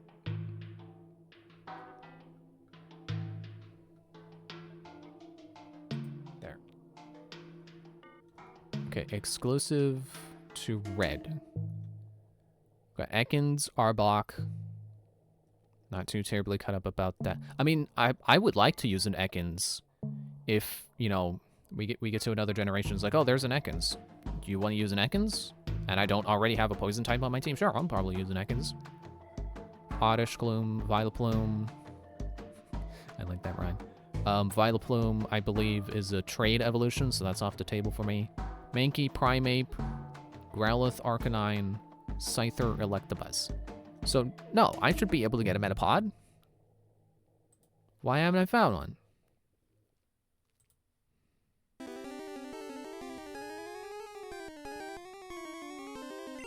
Am I just gonna be here all night looking for a Metapod? Okay, if I don't get one in, like, the next 5 minutes, I will look up where you get one, so I don't run around in the grass thinking, like, oh, I'm gonna get a Metapod, and, Weedle. That's what I meant. Or a Kakuna.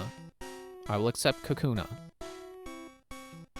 If I don't get that in 5 minutes, then I'm just gonna look it up to make sure I am in the right place and not running around in a place where you can't actually get them. Let me try different, oh, an item. Potion. I would also like to find another Pikachu. That would be cool. That'd be great to use against Misty when we get there. Not Metapod. I don't want a Butterfree. I mean, Butterfree does sound kind of cool, but like I think it's like a fast type Pokemon that can use like the like poison powder and slate powder and stuff. That does sound cool, but I want a Beedrill for now.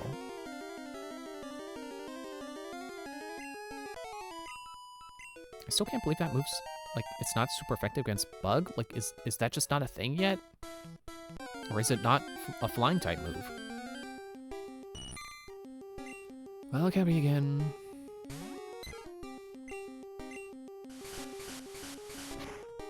But yeah, as I was saying before, like, the cool thing about them having just announced remakes is that will open up trading for me, so I will be able to trade for version exclusives if I don't end up finding any Pokemon that I want to use when playing Leaf Green. And I think I will go with Leaf Green because I saw the Deoxys form that you get, and I like that better. I liked Leaf Green's version better than Fire Red's. And again, since you can't trade Legendary, I mean, you can, but who's gonna? Like, it's much harder to trade for the Legendary you want. Then I'm gonna just go based on Legendary, and then I can just have the other Pokemon, I can just trade for them.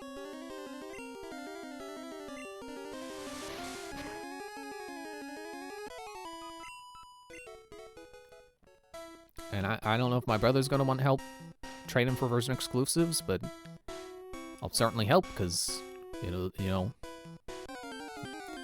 he'd be helping me, so I'll help him. It just makes sense. That's how trading works.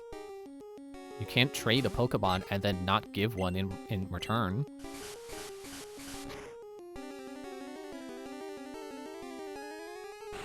Yeah, you can harden all you want, it's not gonna help.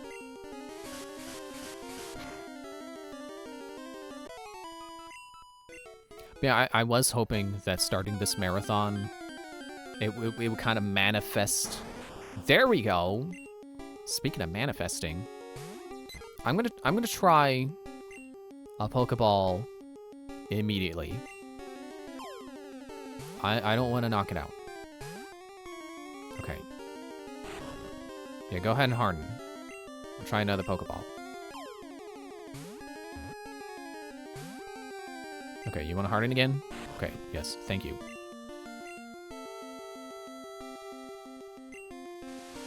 Quick Attack.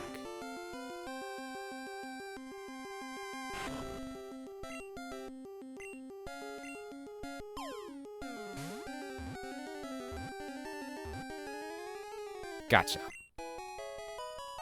I just say that out of habit. I know the future games eventually say that. It's like, yeah, gotcha! This Pokemon was caught. Kakuna, Cocoon. I was gonna do Akuna Matata, but do it with Cocoon and Kakuna, but that doesn't really. Cocoon. Almost incapable of moving, this Pokemon can only harden its shell to protect itself from predators. Honestly, I like this sprite a lot more than what they would go on to use later. I like how its arms are out, rather than just being completely wrapped up and it's just, a completely cone-shaped. You want to give a nickname to Kakuna? Yes. Hang on, let me pull up my note real quick.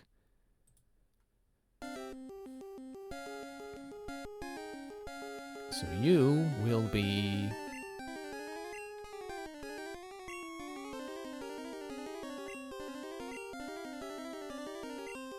Zinger. Just double checking that I spelled that right. It's not a difficult name to spell, but I just want to make sure, because I don't know when I'll see the name Raider, if he even exists in this game. Let me put my notes away. Let me see if I can catch a Pikachu, though. I want to find a Pikachu. Let me put Zinger in front, and then we can just switch to Ikaros.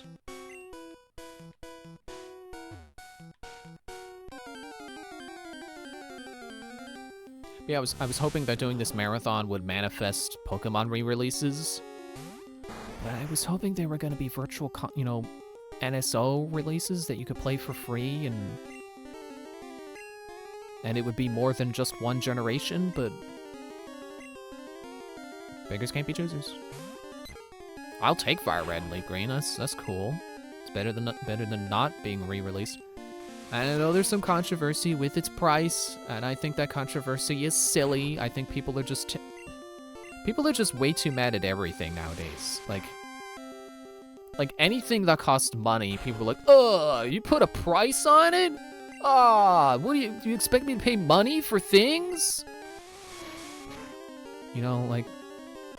I understand being mad about the rising price of games. Games being $70 now, on average for, not every game. I know there's indie games and stuff, but you know what I mean. Like, I get that. But, there were people who were mad at, what's it called? Welcome Tour, Switch 2, Welcome Tour. It's like, oh, that should have been free. That should have been a packing game. It's like, yeah, I agree it would have been cool, but I'm not mad that it wasn't free, because, like, video games cost money. That's how that works. And like if you don't want to pay $20 to play Welcome Tour, cool, don't. No one's telling you you need to. And it's like, oh, well, You know, I gotta have something to play on my Switch too. Okay, get Mario Kart. Oh, I don't want Mario Kart. Okay, get Donkey Kong. I don't want Donkey Kong. Then what do you want on your Switch too? If you're mad about, like, oh, there's nothing I want to play on Switch 2. Okay, no, don't get a Switch 2. If there's nothing you want to play on it, then wait. If there's nothing you feel is worth buying for your Switch 2, don't. You know, it's that simple. You don't have to be so mad about it.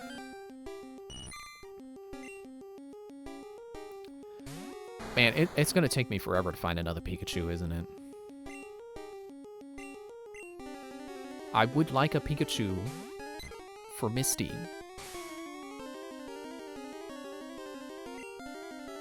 I will give this 20 minutes. If I can pay attention to the clock enough. I will give this 20 minutes looking for Pikachu.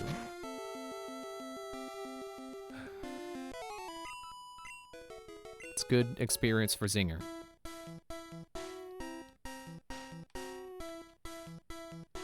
I think the problem with having caught a Kakuna instead of a Weedle is that now it only knows Harden. So that kind of stinks, but it's better than not having one. It's better than continuing to wait until I find a Weedle. And also, it will learn better moves when it's a Beedrill, so I'm not too concerned. Again, I'm not a Pokemon professional. I don't know all the best moves. I don't know to have, you know, it's like, oh, don't evolve that Pokemon yet. They're going to learn a good move that they can't learn later. Like, I don't know. I was told of one, so I know that one of the Pokemon I want to get later, I got to wait till it's level 35 to get a good move. And then I can evolve it. And thankfully, that's one that evolves with a stone. So it's not going to have, you know, it's not going to try to evolve and then I got to cancel it. Like, no, I just wait till it gets the good move and then evolve it. But yeah, okay, going back to my train of thought. The prices. I think it is kind of silly for people to be so mad when a thing costs money. When AI exists, you know, a generative AI, people hate generative AI because they're like, oh, just pay a real artist. Go commission a real artist. And like, yeah, that's valid. Real artists are awesome. I don't hate generative AI, but like, yes, go hire a human for art, especially if you're a company whose whole thing is to make a product. Yeah, don't use AI. But I think it's funny that there is that sentiment going around. Oh, don't use AI, but commission an artist. So we recognize that art is worth paying for. It's worth paying for someone's talents to make art. But then we also go on Reddit and complain when a video game costs money. Like, I understand, like, Fire Red and Leaf Green, people wanted that to be, you know, released on NSO. So, you know, so it's free. But you mean to tell me that you don't think the people who ported it should be paid for their work? You mean to tell me that the people who worked on Welcome Tour shouldn't get money for the game they worked on?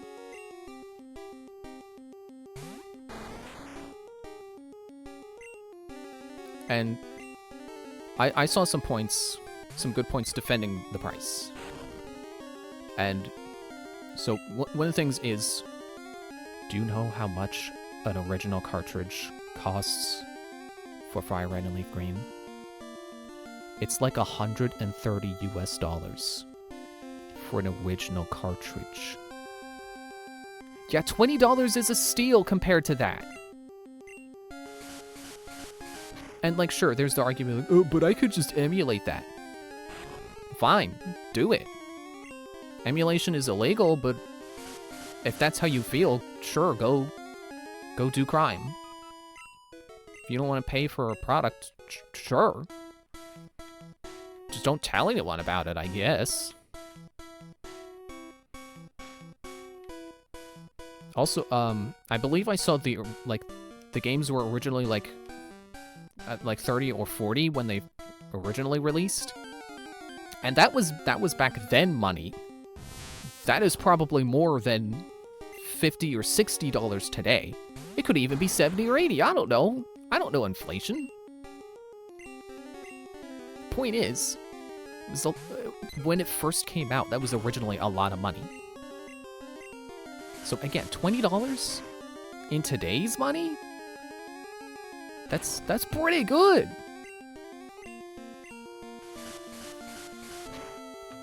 There's also, it's like, okay, what would the alternative be? Putting it on NSO.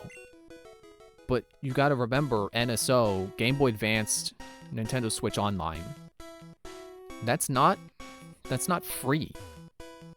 You're paying for the subscription service.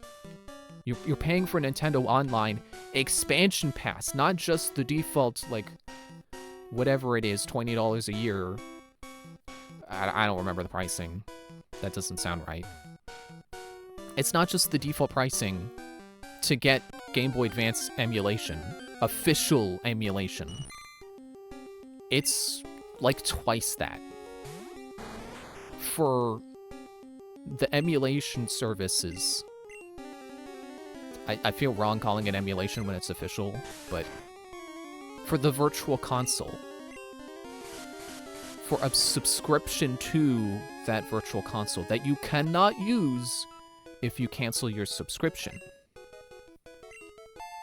So you have to continually pay for the subscription if you want to continually play Fire Red and Leaf Green if they put it on the Virtual Console.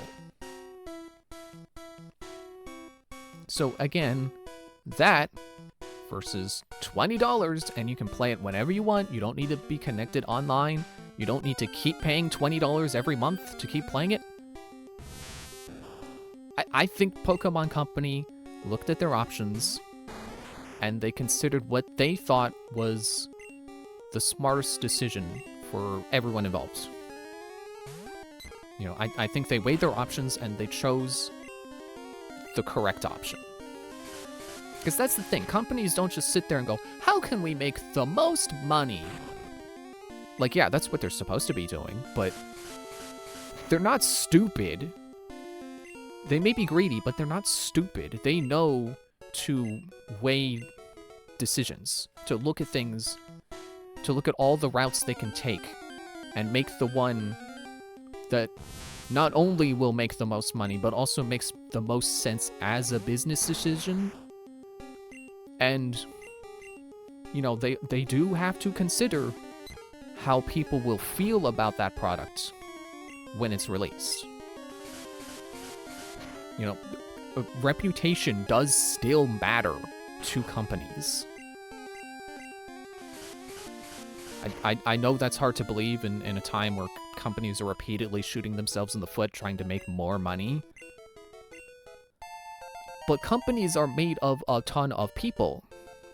You know, a company of people who make decisions. Who, you know, they have decision-making skills. You know, they study this stuff. It's not just how can we make the most money. There were multiple factors to consider. But yeah, all that to say, I think Fire Red and Leaf Green re-releases is pretty cool. I've seen the sentiment that, like, oh, well, you know, Fire Red and Leaf Green aren't really that good of games to begin with. Again, if that's how you feel, don't buy them.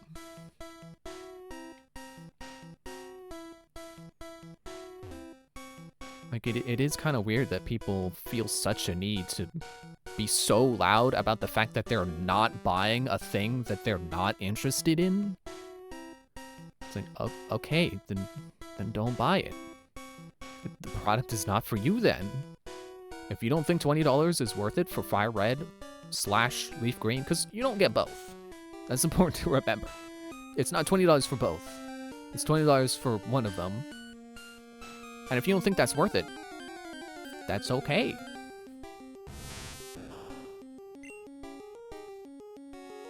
I am getting kind of bored of looking for Pikachu.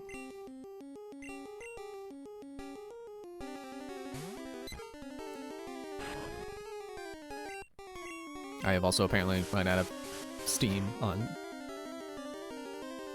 talking. Yeah, I feel like that does kind of go back to like the idea of reboots. It's like all the original fans who were so mad that the reboot is different than the original. It's like, well, it's not for you. It's for new people. That's kind of like what these re-releases are for. Like, if you still have your original cartridge of Fire Red and Leaf Green, this re-release is not for you. I mean, sure, it can be if you think that having it on the Switch would be cool. But again, it's like, is that worth $20 to you? Is it worth $20 to have that game on that console?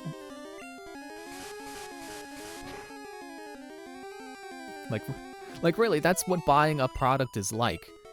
Is the product worth the money that you have to pay to get it? Like if you go to buy a vacuum cleaner, like, it's not just like, oh yeah, vacuum cleaner, I need vacuum cleaner. Like, there are multiple vacuum cleaners. You gotta consider which one you think is best for you, and which one is most worth the money. Can't believe the internet forgot how money works. I guess the internet is really caught up in being mad at companies for liking money. Like, man, I'm so tired of people being angry at capitalism. Like, I don't know, man. I like buying goods and services. I like exchanging money for goods and services. I wouldn't have Pokemon if I didn't exchange money for a good.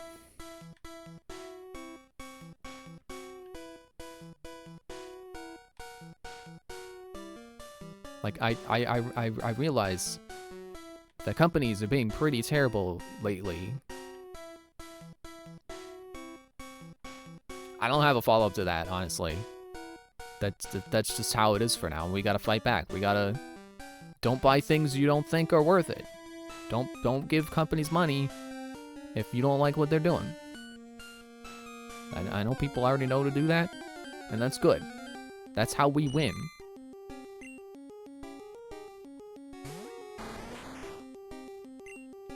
Nope, not fight.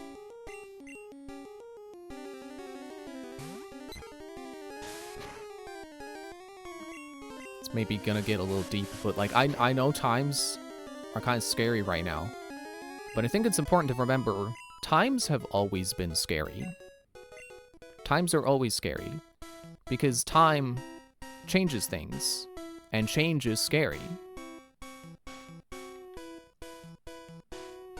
But, you know, you look at history and you see lots of moments where people thought it was going to be the end of the world because of how things were. You know, don't you think France thought it was the end of the world when the revolution was happening? No, certainly the people... Oh, look, there's a Weedle. I'm not catching you. I already have Zinger. You're not Zinger. This is Zinger. And he's going back in his Pokeball because he doesn't have any moves. Because I caught him when he was a Kakuna. And that's just how it's gonna be.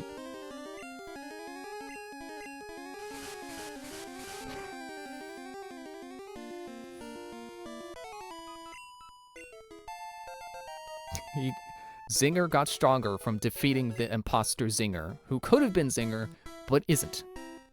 Also, I forgot to mention, yeah, the names, you may have already figured out the name Zinger comes from Donkey Kong Country. It's the name of the bee enemies in that game.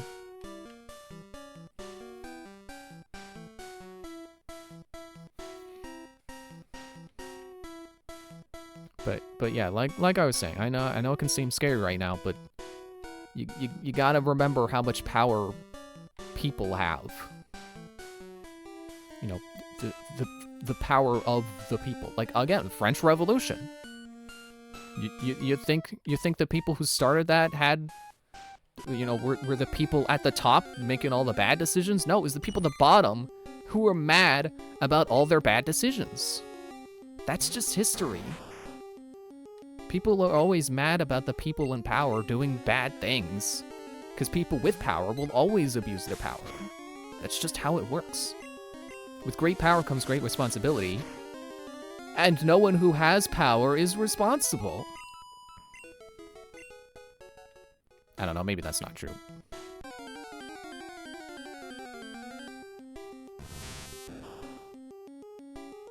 Hang on.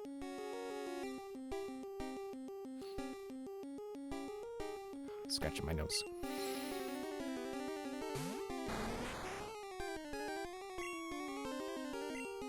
I don't know, maybe I'm just way too into Assassin's Creed, but like, I feel like that is just the way of the world. People get power, people make bad decisions with power, people under them get mad, they fight back. And it doesn't necessarily have to escalate to a war, but there are ways to fight back that are non-violent.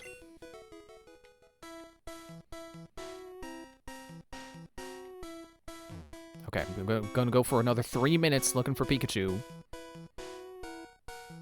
You hear that, Pikachu? You got 3 minutes! 3 minutes, Pikachu!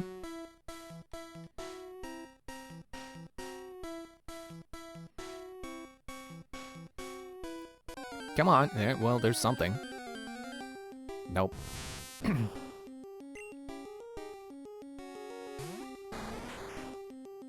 But you know, power kind of is a made-up concept anyway. Like, what is a president? It's just a guy that we agreed has the ability to tell other people what to do. But that power doesn't just come from nowhere. It comes from, you know, agreeing that, oh, the president's important. We gotta listen to the president. You know, same for any position of power. I didn't mean to specifically single out presidency, but you know, president, king, any position of leadership. That's just because everyone agreed, yeah, that guy, he's the guy who calls the shots. So if enough people, I mean, you know, I don't mean to like sound like I'm advocating for a civil war, but that's what a civil war is. There's enough people getting together and saying, hey, we don't like how things are going anymore. We're not gonna take it. We don't... Hey, England, your taxes? We don't like it. We're gonna throw your tea in the harbor to prove a point.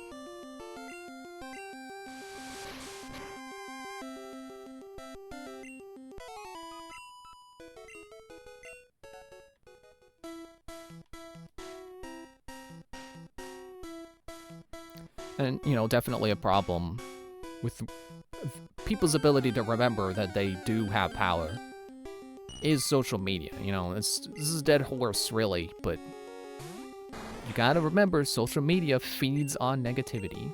You gotta remember that they get engagement from negativity. It's set up to keep showing you things that make you angry.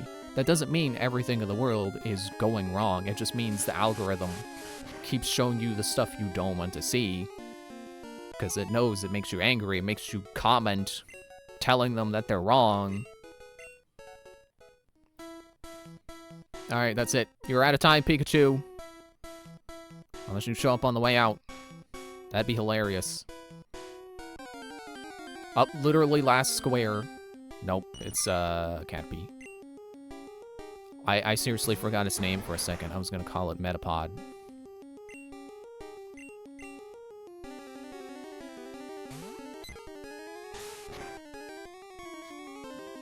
Excuse me. No PP left! Oh, I didn't even notice. I'm glad this is not the kind of game that would make you waste a turn to realize that you did the wrong thing. It would just tell you, nope, can't do that. Like,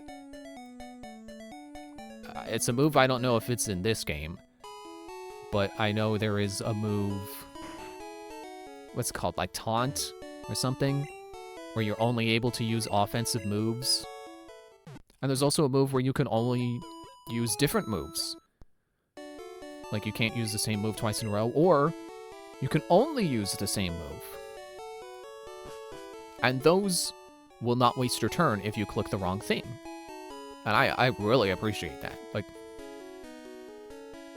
Like it's easy to forget, like, oh, you're under this effect, you can't do that move. So it's so good that it just tells you that, instead of, oh, you pick a move, and it's like, oh, but it failed because of this thing. It wouldn't be the end of the world if it was like that, but I just really appreciate that it's not like that. Are you a trainer? Let's fight.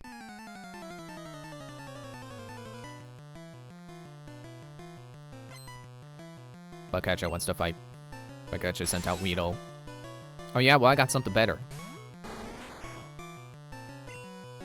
A bird.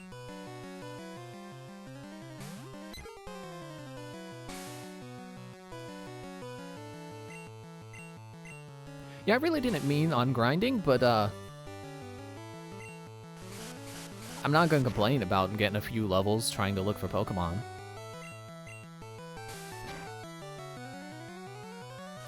I don't think I'll grind off screen.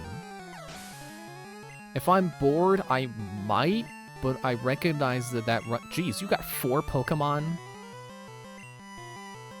Let's show each other our Kakunas. Mine's named Zinger. Hello, Sans Bad Time 15. How are you tonight? Oh, I keep forgetting he's got no moves. Back to the bird. Yeah, I recognize that if I grind off screen, I run the risk of a Pokemon evolving off screen. And I would like to avoid that. But like I said, if I'm bored, I may grind if I feel confident that a Pokemon won't evolve in the meantime. Good, going to sleep in a bit. Are you playing every single game in the series or every gen? Not quite every game. I'm gonna try to play all the ones I haven't played before, and then there are some that I have played before that I would like to replay. Like my first game was White, but I beat that a long time ago. Are you seriously still going? Jeez, it's hard and worked apparently. Yeah, I played that a long time ago, so I would like to replay that. On the flip side, I've played Black 2 recently. So I don't know that I'm gonna go back to it, but I might if I feel like it when I get there. Guess I will change because I still need Zinger to level up. Mind if I give you an interesting challenge for the marathon? I would like to see what idea you have, yes. I can't promise I'll do it, because I'm not very good at these games, so I don't need a challenge, but I would like to know what you had to say. Because I know there's like Nuzlocks and like... I don't think I could do a Nuzlocke even on one I've beaten before. Like that's... I don't like the idea of like, oh, it got knocked out, I can never use that Pokemon again. Especially because I'm very bad at remembering type advantages, and especially not very good at preparing for when my opponent has a move that would be super effective against something that I pull out thinking that that's going to be super effective. You know, like my earlier example was like, oh, they pulled out a water-type Pokemon, how about I pull out an electric? Or no, they have ground, I have flying, but then they hit me with a rock. Like, I'm not very good at not having that happen. It's less based on Nuzlocke or things made to have things be more difficult. It's a challenge I made for myself to experience all the games, and I thought it was interesting. Okay, I'd like to hear it. And I will beat this Metapod. Eventually. Yeah, go ahead. Keep using Harden. A quick attack. I don't know if it's stronger. I don't know how to look at my moves.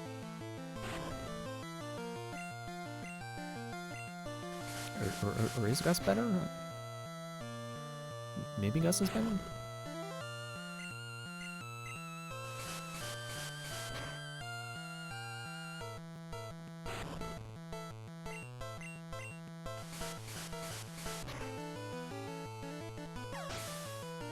Enemy Metapod fainted. Zinger gained 69 experience. Wait, hang on. I'm trying... Because that was divided by 2, so what would... It's like 138 experience? Wait, are we done with Ben 10 already? Yeah. Sorry, Ethereal Sapphire, I beat that last time. How are you tonight, though? In every playthrough, take note of every Pokemon you beat the game with, as in win against the Elite Four, and make sure you never catch or use that Pokemon in any future game of your marathon. I did this from Gens 1 to 7, and it was interesting trying to make a new team each time. Yeah, I'm gonna try to do something like that. If I had a new Pokemon, I would have won. I forgot to read the trainer dialogue. I'm gonna try my best to not repeat Pokemon, but also I'm gonna be going through Kanto like 5 times, so it might be hard. That look you gave me. It's so intriguing. That's my face, ma'am. My face always looks like that. I'm good. Excited to get Fire Red on Switch 1 soon. That's good. Yeah, I was just talking about that. Like, I was hoping doing this marathon would, like, because I wanted to wait until Pokemon released, you know, did some kind of re-release. And I was hoping that they would do, like, you know, do several generations and put those on Virtual Console, and then I could easily play all the games. But earlier, you know, I'm watching Luca Jin play through Black 2 or White 2, whichever version she had. And Chugga Conroy is doing Harkle and Soul Silver. So I'm like, I'm in a Pokemon mood. I want to do this now before I'm not in a Pokemon mood anymore. Number 9, yeah. So I was hoping that starting this would manifest re-releases, and it did before I even started. So that's cool. Nina ran mail. I want one.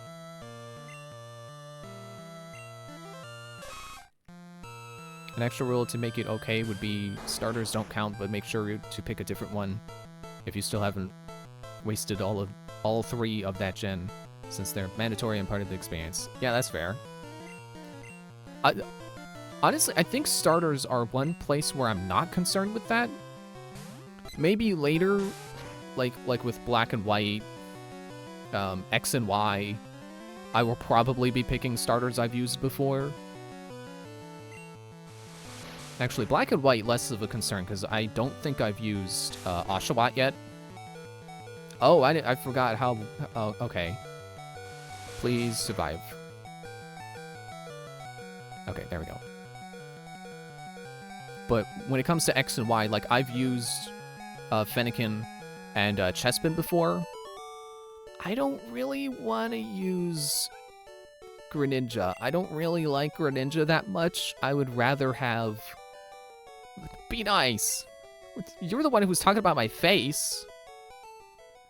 Like, honestly, I would rather not use Greninja. But we'll see when we get there. Like, the thing is, like, oh, well, maybe if I use Greninja, I'll like Greninja more, but the thing with that is, Greninja's a starter, and starters are supposed to be good. So if I get a Greninja and it ends up doing good, I don't think that's going to change my opinion of it, because I don't think it's a bad Pokemon, it's just not a Pokemon I particularly like. And I don't think that using it will make me like it more. Because in X and Y, you pick 2 starters, 1 Kalos and 1 Kanto. Oh yeah, but also I had, actually, yeah, now that you mention it, yeah, I will run out of Kanto. So yeah, I'll have to pick another Kanto by then. But I did realize that... Oh wait, no, I also... Never mind. Because also with, Let's Go, that would be Kanto again. I'd have to pick through one of the 3 Kanto starters again. So here in blue, I have Squirtle. In yellow, I'm gonna do Bulbasaur. And then I was gonna do Charmander in Leaf Green. And I was thinking earlier, like, oh yeah, there we go. I get to use all 3 and there's no overlap. But Let's Go and X and Y are the ones that are going to mess me up. X and Y, have you played those? Yes. I played both X and Y. That is the first generation that I liked so much, I got both. Pokemon Yellow is what I usually play when I play Gen 1. That's fair. I don't know if my sister ever got Red or Blue. I think she only got Yellow out of the first generation, because she really likes Pikachu. But now that I say that, I don't know if she liked Pikachu from the anime and then got in the game or what. But so Marathon as in we're running through all mainline Pokemon games for a while. Pretty much. I may skip some because like Ruby and Sapphire, I played those fairly recently. I already know I really like Ruby. I don't feel the need to play Sapphire, but I will do Emerald because Emerald is slightly different. I believe deliberately picking random Pokemon in your run will allow you to like Pokemon more. Let's go so bad it shouldn't count. I really like watching game series evolve, so regardless of how good or bad Let's Go is, I would still like to see what it... I would like to experience it. I know they're not very well-liked remakes, but hey, they're better received than Brilliant Diamond and Shining Pearl, which I will be skipping because I know that they're basically one-to-one remakes. Actually, now that I say that, do I want to skip them? I guess that depends on how I feel when I get to that generation. If I end up not liking that generation that much, then yeah, I'll probably skip those remakes. Excuse me, sorry, I've been doing a lot of talking tonight. You can find my new Pokemon. Frankly, I don't make any special rules when playing Pokemon. I play and do whatever I want. Yeah, that's fair. That's me too. Like, I really don't do challenges. 'Cause Pokemon is challenging enough for me, because I'm not knowledgeable about it. I don't remember all the moves and stuff and weaknesses, and I'm not good at getting good type coverage going. Critical hit, nice. Yeah, you can string shot all you want, but I got quick attack. I always go first. That means no Nuzlocks here and such. Yeah. Yeah, I would never do a Nuzlocke, honestly. It's too, like, I don't like the idea of not being able to use your Pokemon if it faints once. I don't like permadeath in games.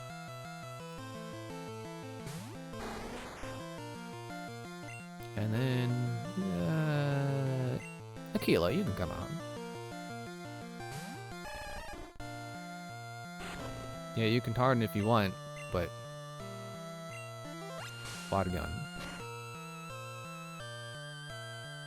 It's like there's a bug under your car windshield, so you just pull out the garden hose and you spray it off. That's what I'm doing right now. I used to not do anything, then I realized I would just pick the same Pokemon every time, and I realized I should branch out more. Not the Nuzlocke sense, just in the let's have something new, there's more than 100 to try out sense. Yeah, that's totally fair. Like, that's why I want to try to not use the same Pokemon often. Like, try to avoid reusing Pokemon, because I would like to experience as many Pokemon as I can.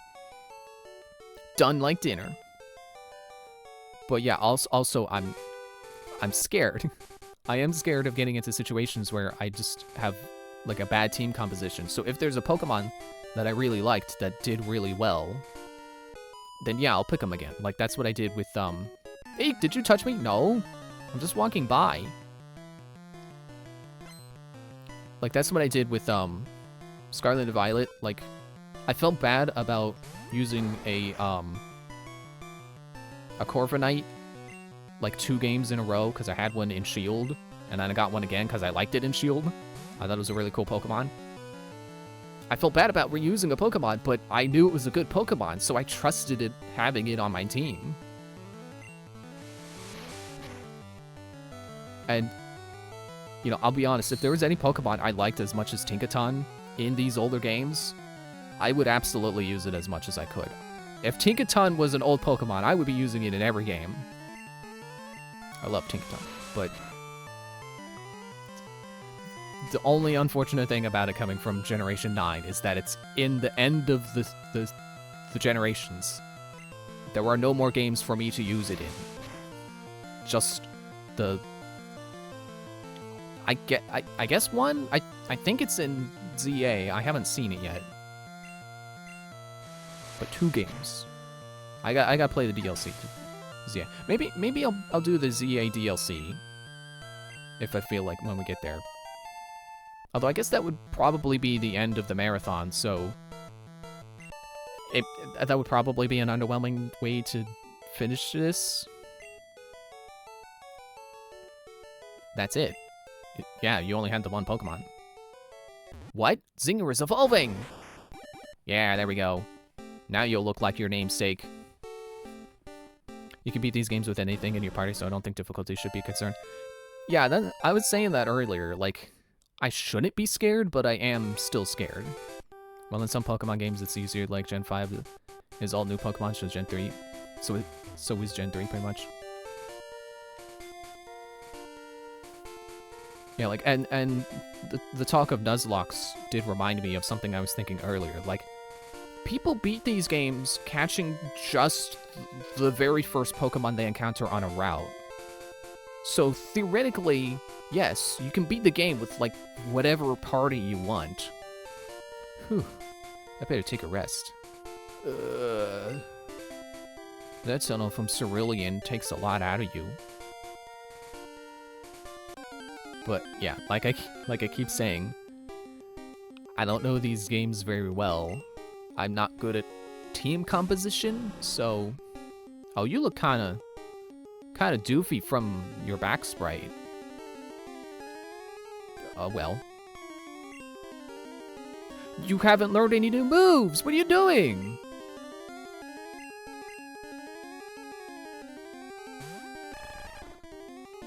Technically, the challenge can only get easier as you go through more of the game, since you can pick from different gens and so on. Yeah, that's true. That is definitely something to remember.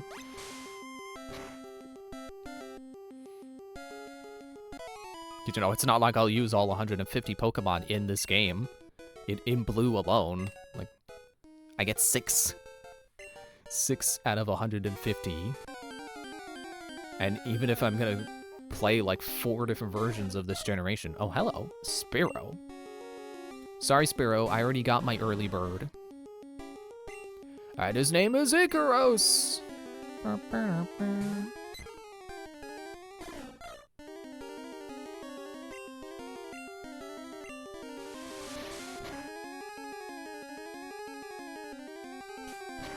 Peck Owl. Well, that should be a flying type move if I can get that. Spearow fainted. Let's see what else is in the grass. We're at 3, Mount Moon ahead. Excuse me. Ah, I'm getting attacked. I didn't even move. Though you gotta watch out in later gens, some really silly choices were made for post-game only Pokemon, such as Litleo and Alola. Yeah, I've heard some stuff about that. I'm not gonna be too concerned with it. I will definitely be disappointed if Pokemon I want to use aren't available for me soon enough to actually use them. But that's just how it goes sometimes. Like, I'm not gonna be too mad if, like, I'm playing, you know, Emerald, and it's like, oh, you can't get anything from Gen 1 until post-game. It's like, oh well. I've got plenty of opportunities to use them in other games. I will be mad if it's like I'm playing Gen 4, and they're like, hey, here's a new Pokemon that only exists in this generation that is post-game. Like, that would be silly. What if this was a catch-em-all marathon? You had to complete the region Pokedex, not national. I have never completed the Pokedex, so that would take forever. Maybe they were inspired by Johto, where 70% of the new Pokemon are post-game. Yeah, that is silly. That is where I'm like, yeah, please don't do that. Please, Pokemon, please do not save new Pokemon for post-game. But, you know, I'm gonna try to not plan too hard on what I want to catch. I will look at version exclusives and be like, oh, that'd be cool to have. But if I don't end up finding it, that's oh well. I do not like Johto, if you can't tell. That's fair. Maybe I won't either. I don't know. I haven't gotten there yet. Spearow appeared. Spearow appeared. And you still only know Harden.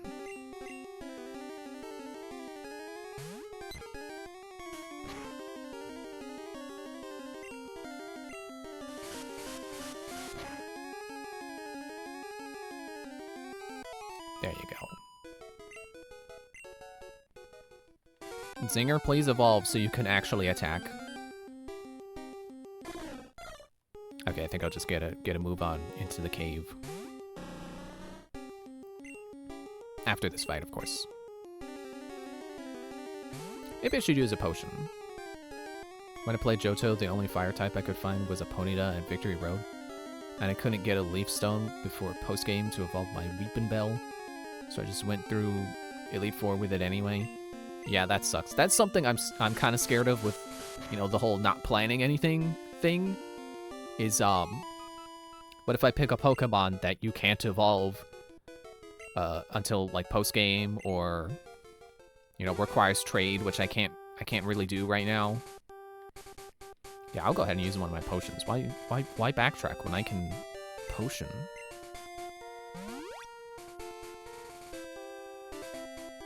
But yeah, I'm gonna try to not plan too far ahead, because if I plan too far ahead with what I want to pick, and I don't look up where to get them to, like, I want it to be a surprise. There was a Pokemon Center right here. Well, aren't I just face palming right now?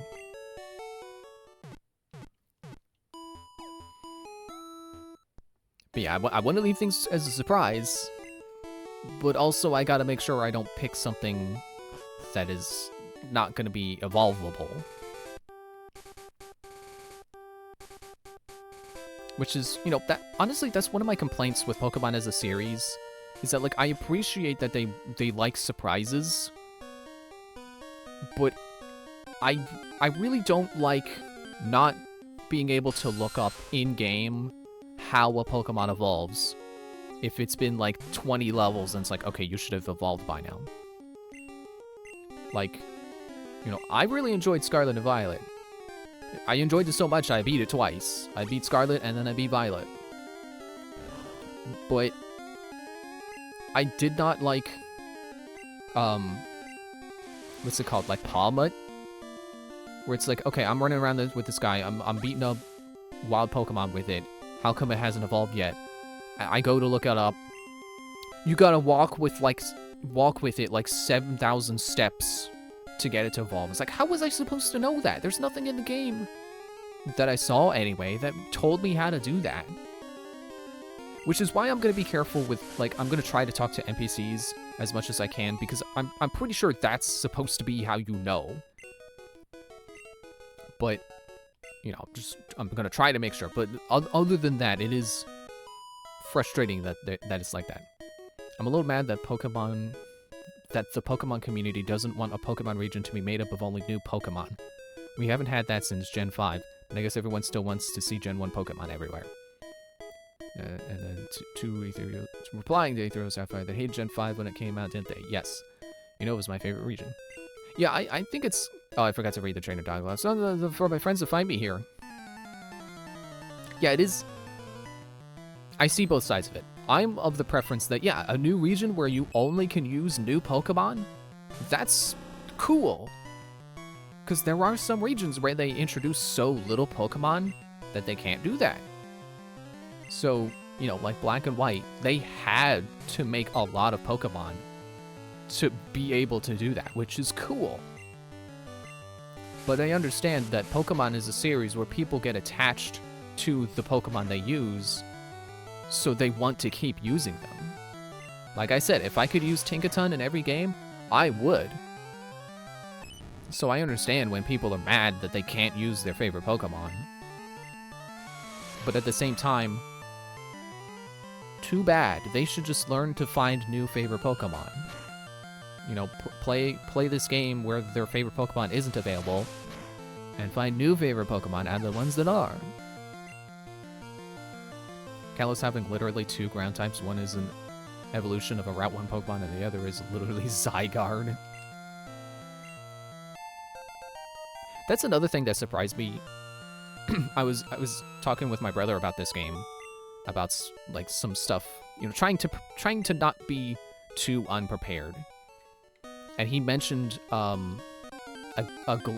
think it's a glitch where Psychic Pokemon, instead of being weak to Ghost, are actually super effective against Ghost. And I think he specifically said, like, oh, so I wanted to let you know about that in case you decide to get a Haunter or a Ghastly. And that made me go, like, oh, are those the only ghosts in this game? And he's like, yeah. There was only one line of ghost Pokemon in this region. I'm surprised. 150 Pokemon and only 3 of them are ghost?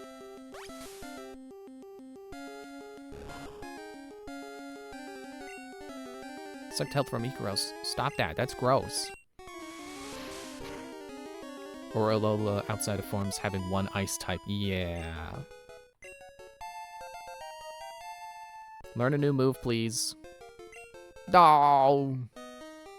Kanto also only had 1 line of steel Pokemon originally, though you could also count... Right. You could count Steelix, but that's a Johto evolution. Yeah, that's also really fun. And...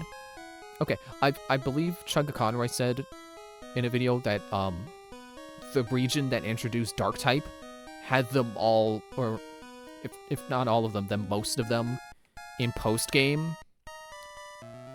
And then for them to do this basically, well, not the same thing, but, you know, to introduce Steel-type and then only have, like, 1 of them, that's also really silly. Like, you're introducing a new type and you're not going to let people play with it in a new game? That's silly. Hello, Zubat. I am prepared to see a ton of you in every game, all the time, forever. Because I know that's how this works.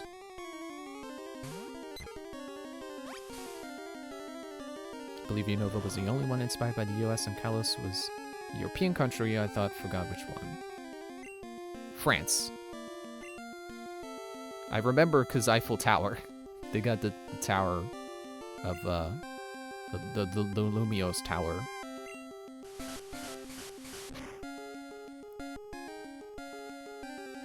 I get Kalos and Unova's names mixed up sometimes. So when you said Unova was US and Kalos was a European country, for a moment I'm like, wait, that's not right. Kalos is the US. No, that's Unova.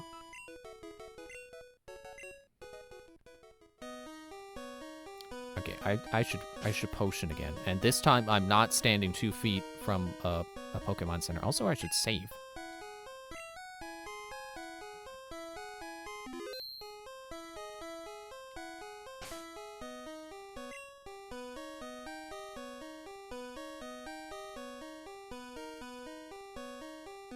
Sorry, I'm listening to this song because it kind of sounds like the opening theme to Crank Yankers.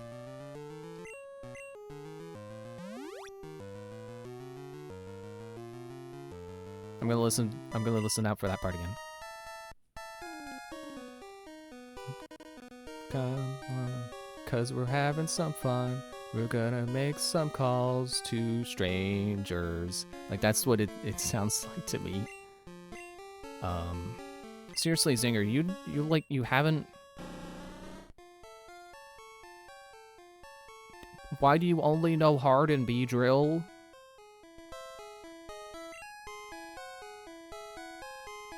I guess I do have 1 bag that contains everything and it's not categorized. Oh boy, that's gonna be fun. Okay, no, I'm not gonna mess with that. Unova is the land of ice cream Pokemon. Kalos is the land of Seniot Sword Pokemon. That's one I will probably use again if I see it again. Doublade. I love Doublade. Oh, I haven't fought you yet. Suspicious men are in the cave. What about you? Well, I'm one of those things. But I won't tell you which. I'm a man. That's the one I am. I'm not suspicious, but I am a man. 50% of what you were talking about. Let me guess, you caught a Kakuna and not Weedle. Yep!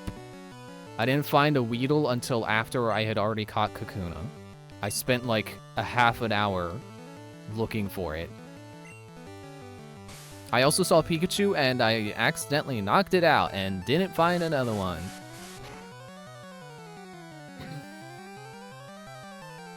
And that's why I should always be prepared to not catch the Pokemon I want, because I don't know how rare they're gonna be. I thought a Pikachu would have been great. Oh, I got poisoned. Pikachu would have been great for Misty, but yeah. Oops. Kakuna and Metapod only know Harden do not learn anything besides it. Well, yeah, but I thought it would have learned something when it turned to Beedrill. It's about to use Kakuna. Will you change? Yes. You got Kakuna, I got the thing that comes out of that. He only knows Harden, so he's gonna switch for someone else. Kanto insects really put shame to their typing. I mean, I've heard the bug-type Pokemon are good for early games, so I thought I'd have a Beedrill for a little bit. Until I find something better I want to use. Sure is going well right now. Critical hit, nice. Good job, Aquila. Blue defeated Bugcatcher. You got me. I was gonna go yahaha, but that's you found me, not you got me. I'm going back to the Pokemon Center. Oh, oop, he's candy. TM12. I'm gonna save before I go into my bag. Excuse me, just in case I accidentally throw that away or something. Item. TM12. Use booted up TM. It contains water gun. Don't need that. I already got water gun. 2 worst types ever in Pokemon are usually considered to be bug and ice. Great because I like ice. I've actually heard that ice is like one of the best types offensively. But yeah, I've also heard that defensively, ice stinks. Ice is weak to so much, or so many common things. And also typically do not have good defense stats. So, they're glass cannons. And, yeah, I've not had good experience with bug types so far. I mean, I did have a Scyther and then evolved into Scizor later when I realized how to get the evolution items in Legends Arceus. Oh, sorry, I forgot to read. I heard there's some very rare fossils here. But yeah, any other time I've tried to use a bug type Pokemon, it seemed like they just instantly get smacked down. Which is always disappointing when there's like, here's a Pokemon I want to use, and then they go from full health to nearly dead in one hit from like anything. It's like, oh, I guess I'm not using this Pokemon. I'm gonna be playing Fire Red all day and night when I get it. Are you playing Remix in the Marathon? Yes. So we will eventually get to Leaf Green. But that will be after Emerald, I think, if I'm doing these in order of release. Offensively, it's good because it destroys Dragonfly and grass and ground. But if the Pokemon has Freeze Dry, it also beats water. Defensively, it's the worst thing ever because it can only resist one type itself. Which is silly. They really should buff Ice a little bit.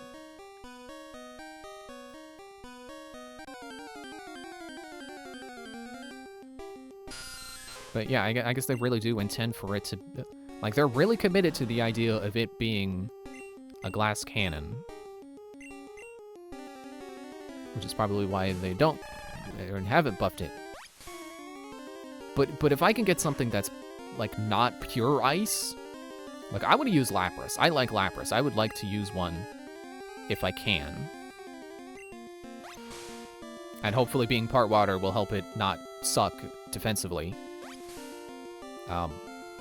But I guess the thing is, like, I definitely want ice moves. You know, I had an Audino with Ice Beam on it, and that was pretty great.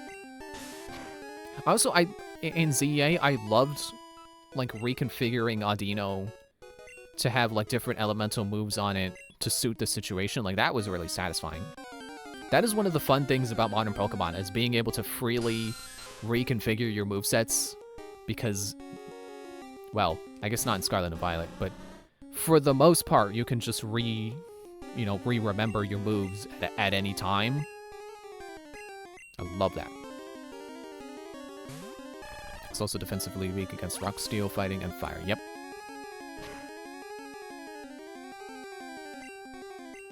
Man, this Zubat really sucks. Most water ice Pokemon just look like they only have ice as an excuse to say they added enough ice types. Look at them and tell me what about their design says ice. Yeah, I can't think of anything for Lapras. I guess the idea is like, well, okay, I'm thinking of like, I don't know if Seal or like Dugong, I don't know if they're part ice, but I'm thinking of them and I'm thinking like, oh, that's like an animal that comes from a cold region, which is probably the idea.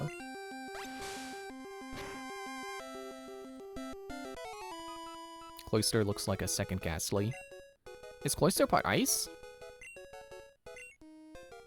Or are you just saying in general? That's another one I want to use. I want a Cloyster. What? Don't sneak up on me! Dugong is white seal, and white apparently means ice. Cloyster is water ice. Ah. Super Nerd wants to fight! Sent out Magnemite. That rhymed. I want a Magnemite, but not in this game, probably. I'll maybe wait until, like, Fire Red Leaf Green. Is Magnezone in Fire Red Leaf Green, or is that not yet?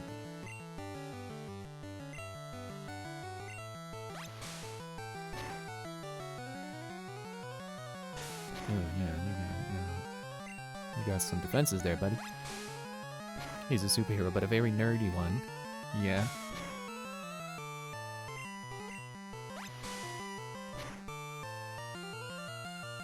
Critical hit. Okay, like aim done. Level of 16. Nice. Super Nerd is about to use Voltorb. I definitely am at a disadvantage. Because isn't that electric? I guess I'll stay Squirtle and hope for the best. Tackle. Okay, thank you. Thank you for using neutral damage tackle. Please do not screech, but it failed. Please do not self-destruct. You're pretty known for doing that. That's like that is your move when you are in Smash Bros. Please don't do it here.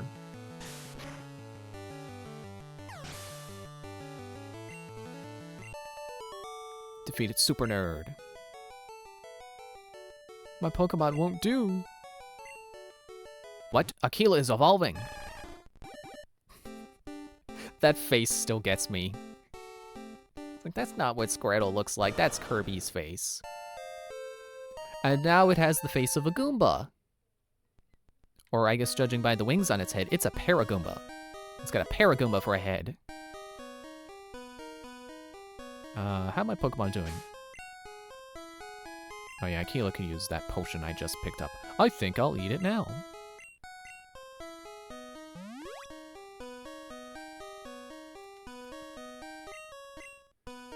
Yeah, I'll save.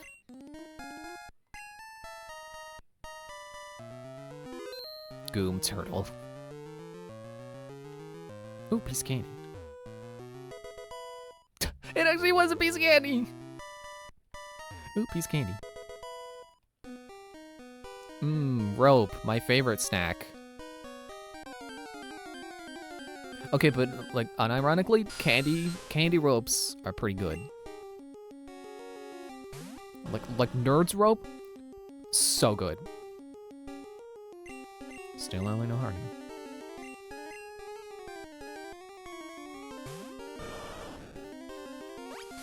I think there's like Sweet Tarts ropes as well. Those are pretty good.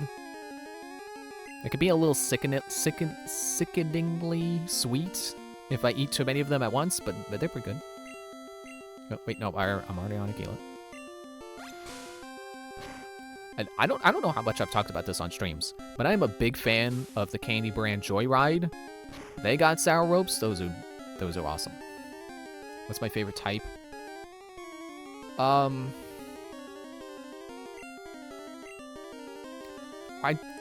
think Steel. I think based on the Pokemon I pick the most is probably Steel.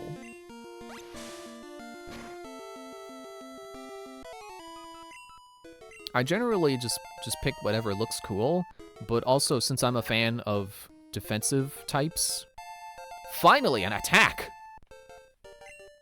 Okay, look, those experience points. Yeah, I'm a big fan of taking not a lot of damage from things, so yeah, Steel does that. Like that's Steel's whole thing. So go through this cave to get to Cerulean City. Ah! I'm getting pulled into the void. Ropes are great when you have the ones that are sour or just have way too much sugar on them. They get messy. Yeah. Yeah, like Sour Punch. I know they're straws, not ropes. But Sour Punch straws, like that stuff gets everywhere. Yeah, keep going. Hit 3 times. Okay.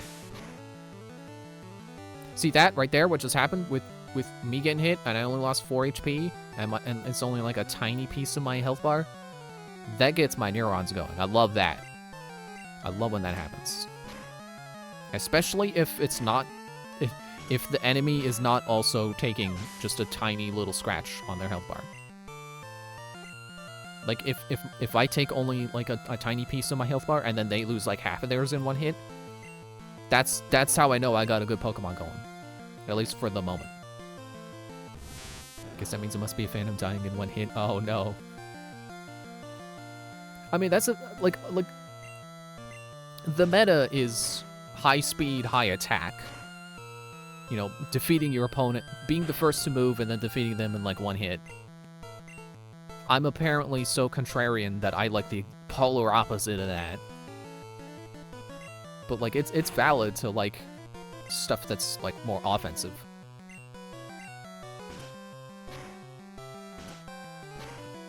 Oh, yeah, this isn't gonna do much because you're gonna keep hardening. That's fine. Zinger will still get experience.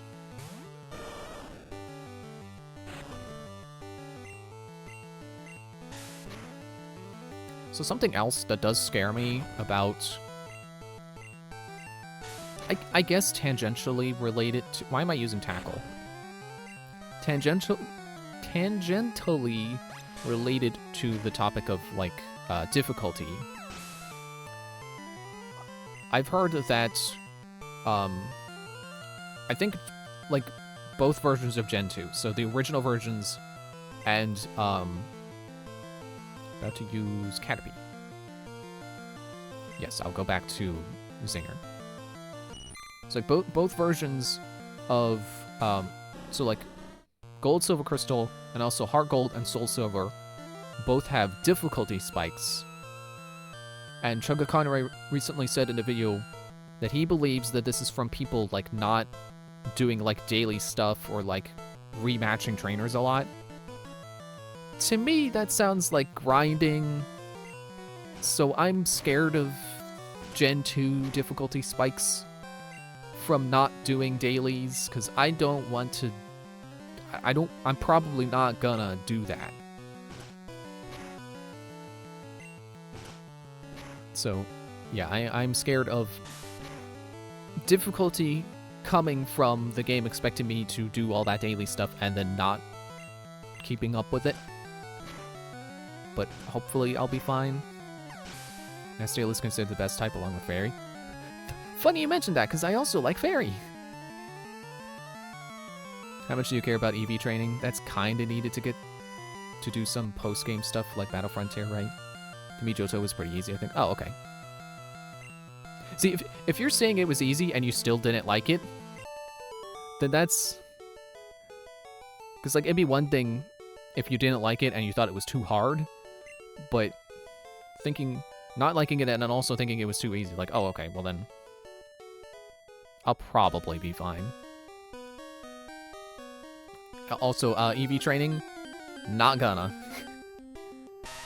Oh, hello, thumbs up guy. Geodude. I don't think any of these games are too hard. I mean, oh wait, you're rock. Yeah, that's not gonna do much. Like I said, that's just what I've heard. So I am scared, but also I'm adult playing a video game made for children. So I'll probably be fine. Nope, but Switch. There's an app for that. It's called Aquila.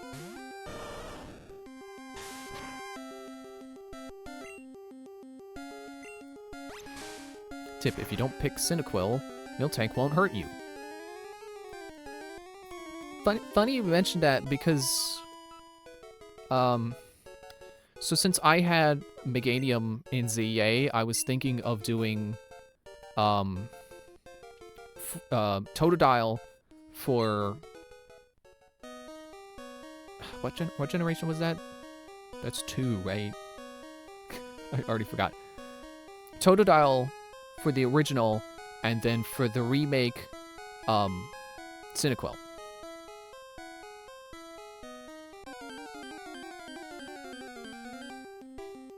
Geodude out here giving emotional support with a thumbs up, yeah. Thumbs up to all the passers-bys.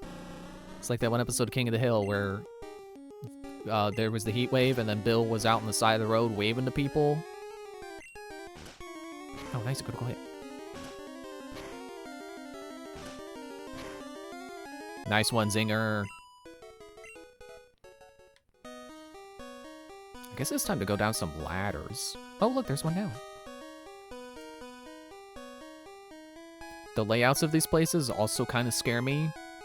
It's like, old school RPGs aren't exactly known for having good mazes. Yeah, I used Totodile.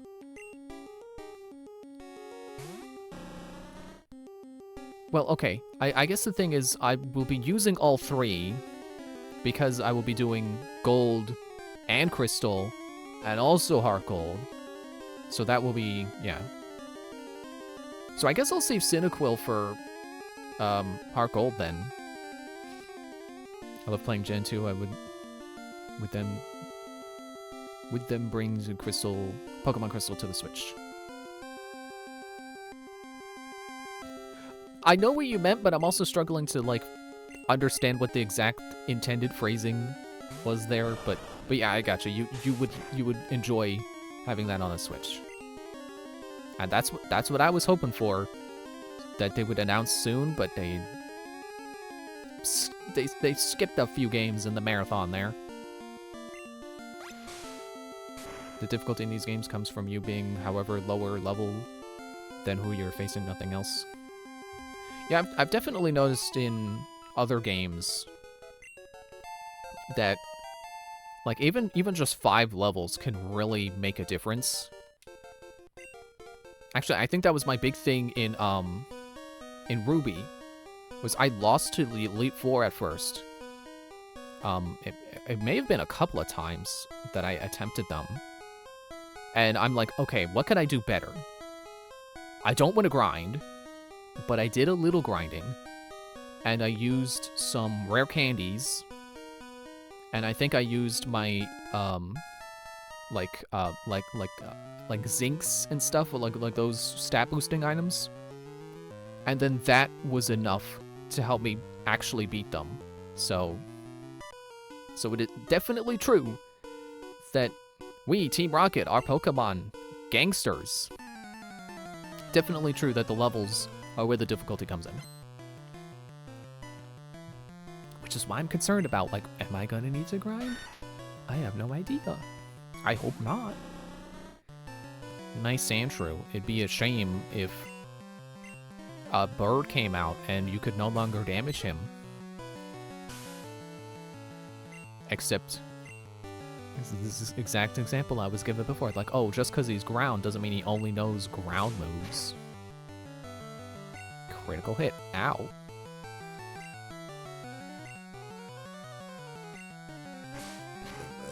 Excuse me. See, this is what I was saying before about, like, they get you with one sand attack, and now everything misses. That wasn't happening when I hit them with sand attack. Alright, prove me wrong. Cool. I want you to prove me wrong. It's fun to be wrong sometimes, and this is one of those times. Okay, this is just getting ridiculous.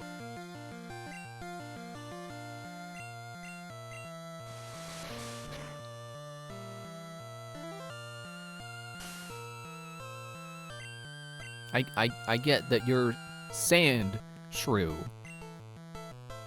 Please knock it off with the sand.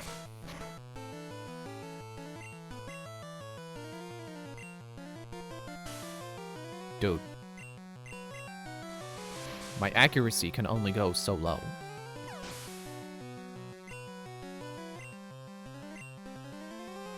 Rocket is about to use Ratatatata. Will I change? Yes. Zinger can come back out. Unlike Anakin Skywalker, he actually likes sand. Good for him. I kind of like sand. Like sand does feel nice. Until it's all over you, and then it's like, oh, I got sand all over my arms, and it's like it won't come out. And I'm gonna go shower. But sitting in sand, that feels nice when it's like nice and warm, not too hot.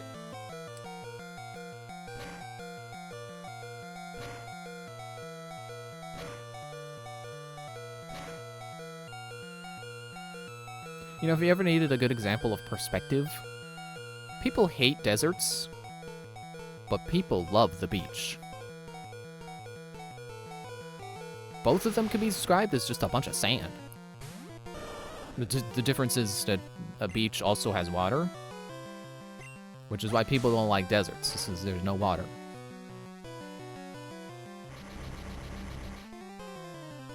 Not really into that beach life, that's fair. I mean, I kind of agree with that, because, like, everyone goes to the beach. So beaches are crowded and noisy, and there's I was going to say a bunch of people around. Yes, that's what crowded means. But, you know, there's a bunch of other people who are also doing their own thing, and it's like, you kind of being noisy. And, like, I'd rather be alone right now. I blew it.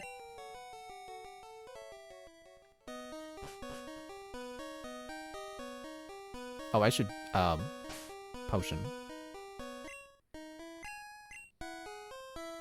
Zinger. And, Zinger.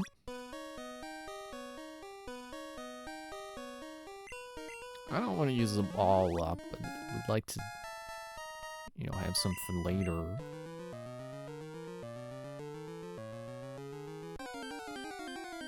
Yeah, in general, I'm not really a fan of anything that's like touristy, which is a shame because there are a lot of cool things to go out and see, but the problem is everyone is trying to see them, and then it's just crowded and you don't really get the best experience out of it.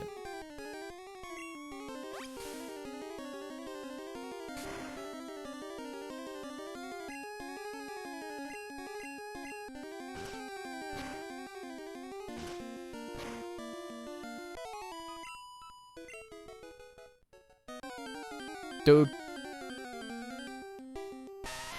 Oh, he just wants to give me the thumbs up before I leave. Thanks.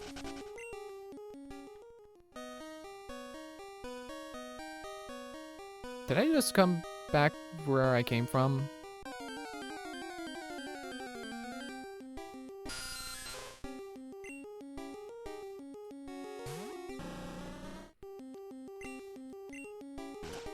Oh, you're running out of PP on Fury Swipe. Your only attack. Ah, one more. One more hit would have done it, dude.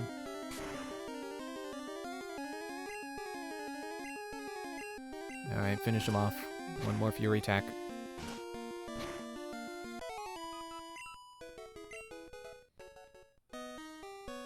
Alright, time to put someone else in the front.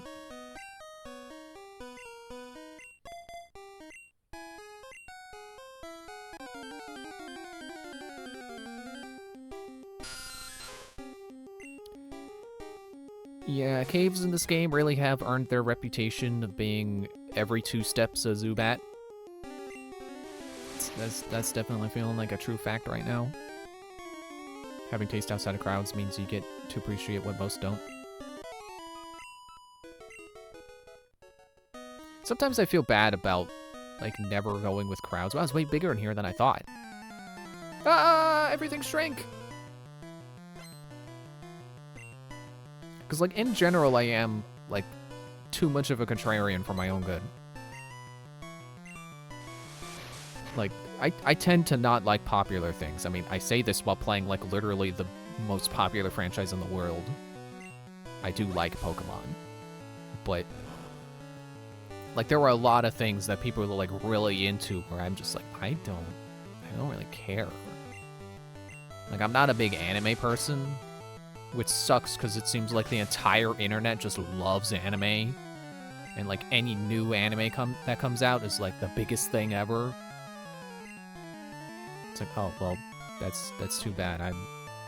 I should not have... I didn't pay attention to what Pokemon I said was switching. Thanks for coming out, Akila. You've been a great audience. I don't like a lot of things most people don't either.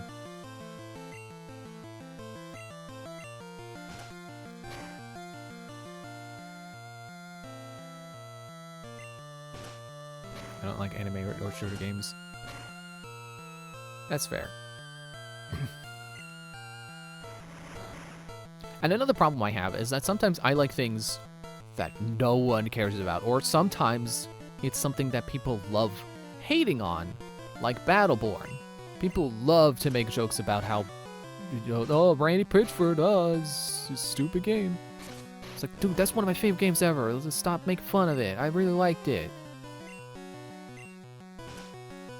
Building my Mario Maker 2 level sure is taking a long time trying to polish everything and balance everything. I even went ahead and deleted one section of my level today to redesign it because it just didn't feel right to me. See, that's good. It's good that you deleted stuff to make it better. I believe they call that killing your darlings. I mean, and I don't know if they call that for level design, but like, yeah, it's good that you acknowledge when something isn't as good as it could be and you start over. Followed. Thank you. Thank you for the follow. Oh, Paris. I guess that's another bug. I don't need another bug. Pew.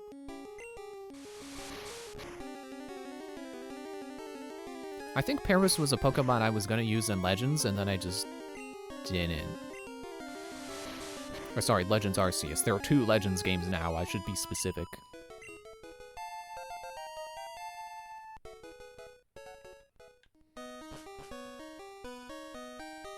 With that, it looks important, but I'm assuming it's just a regular item. But it looks important because it's up on a perch.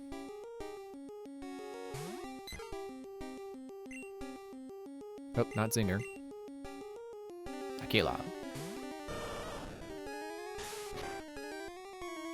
Ow. That hurt a little bit.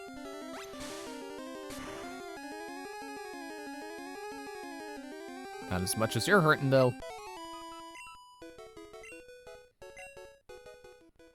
Man, I feel bad for wild Pokemon.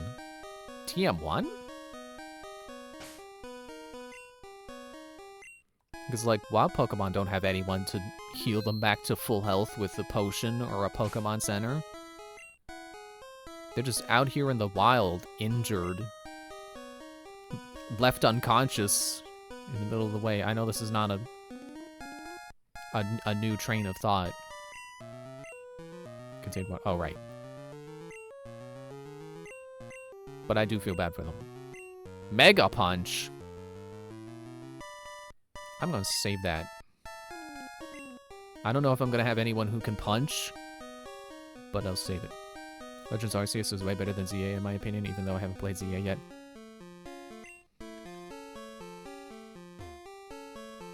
I mean, I really like ZA, but I can understand where people don't like it as much as Arceus. We're pulling a big job here. Get lost, kid.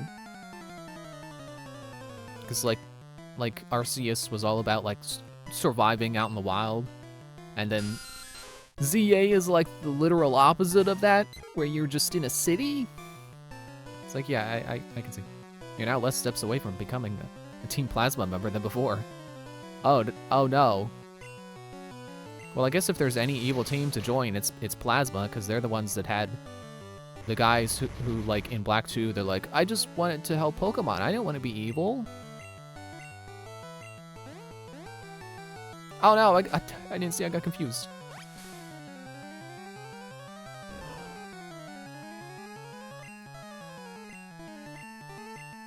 I also like how Team Yell is just like, we're not an evil team, we just are really rambunctious. It hurt itself in this confusion. It was also funny timing with, like, that was when the Pokemon community was really starting to be obnoxious online about, like, they took away my favorite Pokemon, I'm not buying this next game.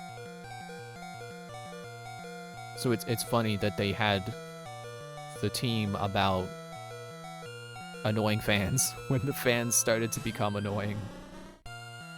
They have the PETA ninjas, yeah. Oh, okay. I guess we're splitting the experience 3 ways.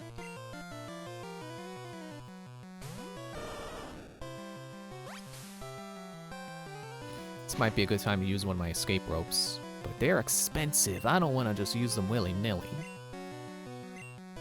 I don't want to use it until I'm sure I'm done. Dude.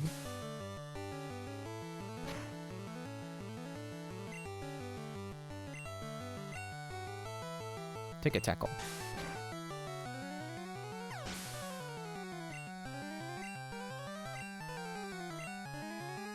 About to use Ekans.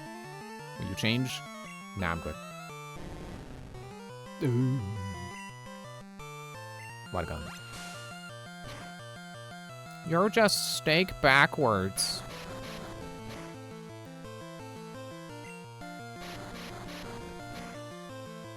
Oh, okay.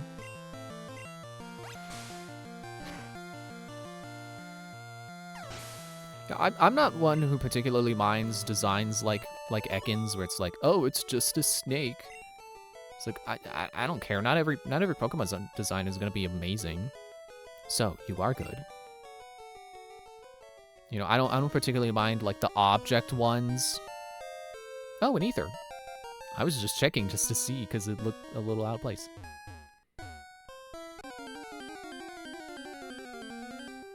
Well, I hope I had to beat that guy, because, it seems like that's all that was down here. Was that guy and that, what was it, a TM and an ether. And we're making some calls to strangers.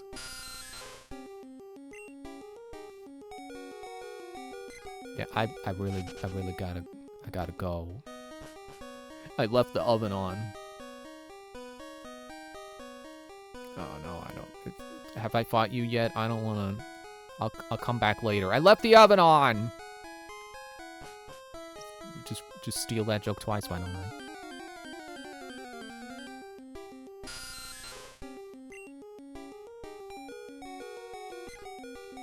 Yeah, so I don't, like, Pokemon designs do fall into, like, a bunch of categories, so I don't think it's necessarily fair to hate on, like, oh, they do too many object Pokemon. Like, that's just one category of things they dip into, because, like, you got object Pokemon, you got this is literally just an animal, you got this is just a yokai.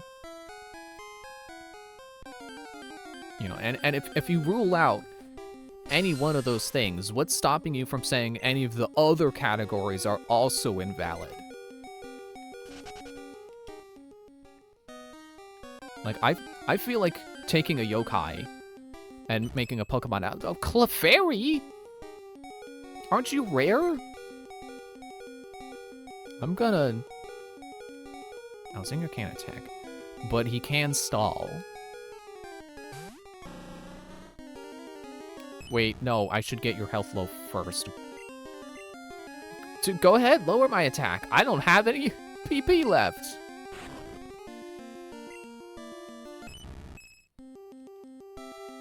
What was I even saying before Clefairy showed up? Like, yeah, I feel like taking a yokai and making a Pokemon out of it is just as quote-unquote uncreative as taking an animal and making a Pokemon out of that. Because, like, Mawile is cool, but Mawile is based on a yokai, where it's a normal woman, but then she turns around and her head has a giant mouth on the other side. Like, that's Mawile. That's not much different than taking a seal and being like, I will put a horn on it. There we go. That's a new Pokemon. Okay, I should weaken you with Aquila first, and then Zinger. Although, if you're just gonna growl, that's fine. I would growl too, but my voice is already tired from doing a lot of reading. I should say, reading out loud, not like just reading silently made my voice go out. That's not how that works. And we got 6 of these. You can have 3 if you don't get in 1. It appeared to be caught. I always thought that phrasing was a little weird. It's like, I think they're saying that it appeared to be caught. Like, it looks like it was gonna be caught, but it appeared to be caught. Just feels a little weird, because it's like, it kind of sounds like they're saying it showed up to get caught. There we go. I don't know if I'm gonna use you, but I caught you anyway, because it's kind of cool. Actually, I'm not super big into Clefairy, but I believe it's a normal type, and it should be... It should have decent stats. Its magical and cute appeal has many admirers.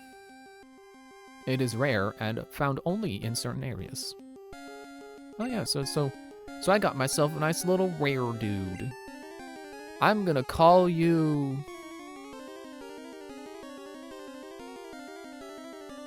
It's still playing the battle music even though the battle's over. Gotta go, have a nice stream. Alright, I was gonna end soon anyway, so thanks for watching. See you later. I'll probably end when I get out of this cave if I can figure out the way out. You vaguely remind me of Kirby, so you are now Kirby.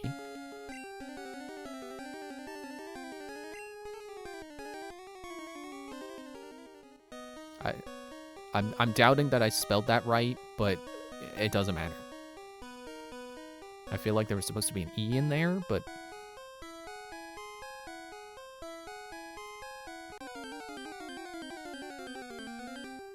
But if there was, then oh well. Mine doesn't have an E in it.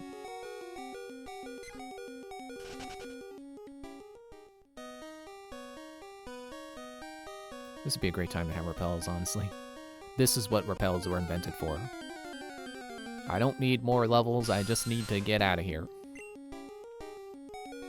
Oh, right, I guess I have Kirby with me because my party isn't full. Oh boy.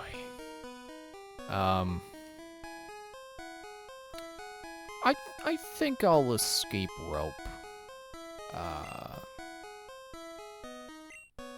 Yeah. Excuse me.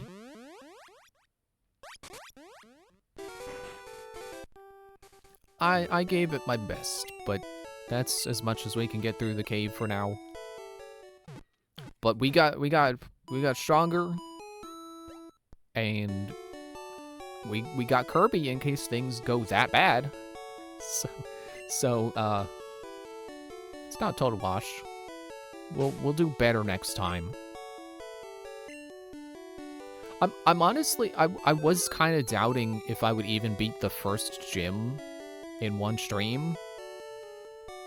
I guess I was really overestimating how much was going to be in the way of that, but yeah, I'm happy we beat one gym and did some of a cave. That's good enough for me. So thanks for watching. Oh, for a moment I was like, is my like the game display, is it off-centered? No, that's just how the interior of this Pokemon Center looks. Thanks for watching. We'll do more of this on Monday. See you then. Bye.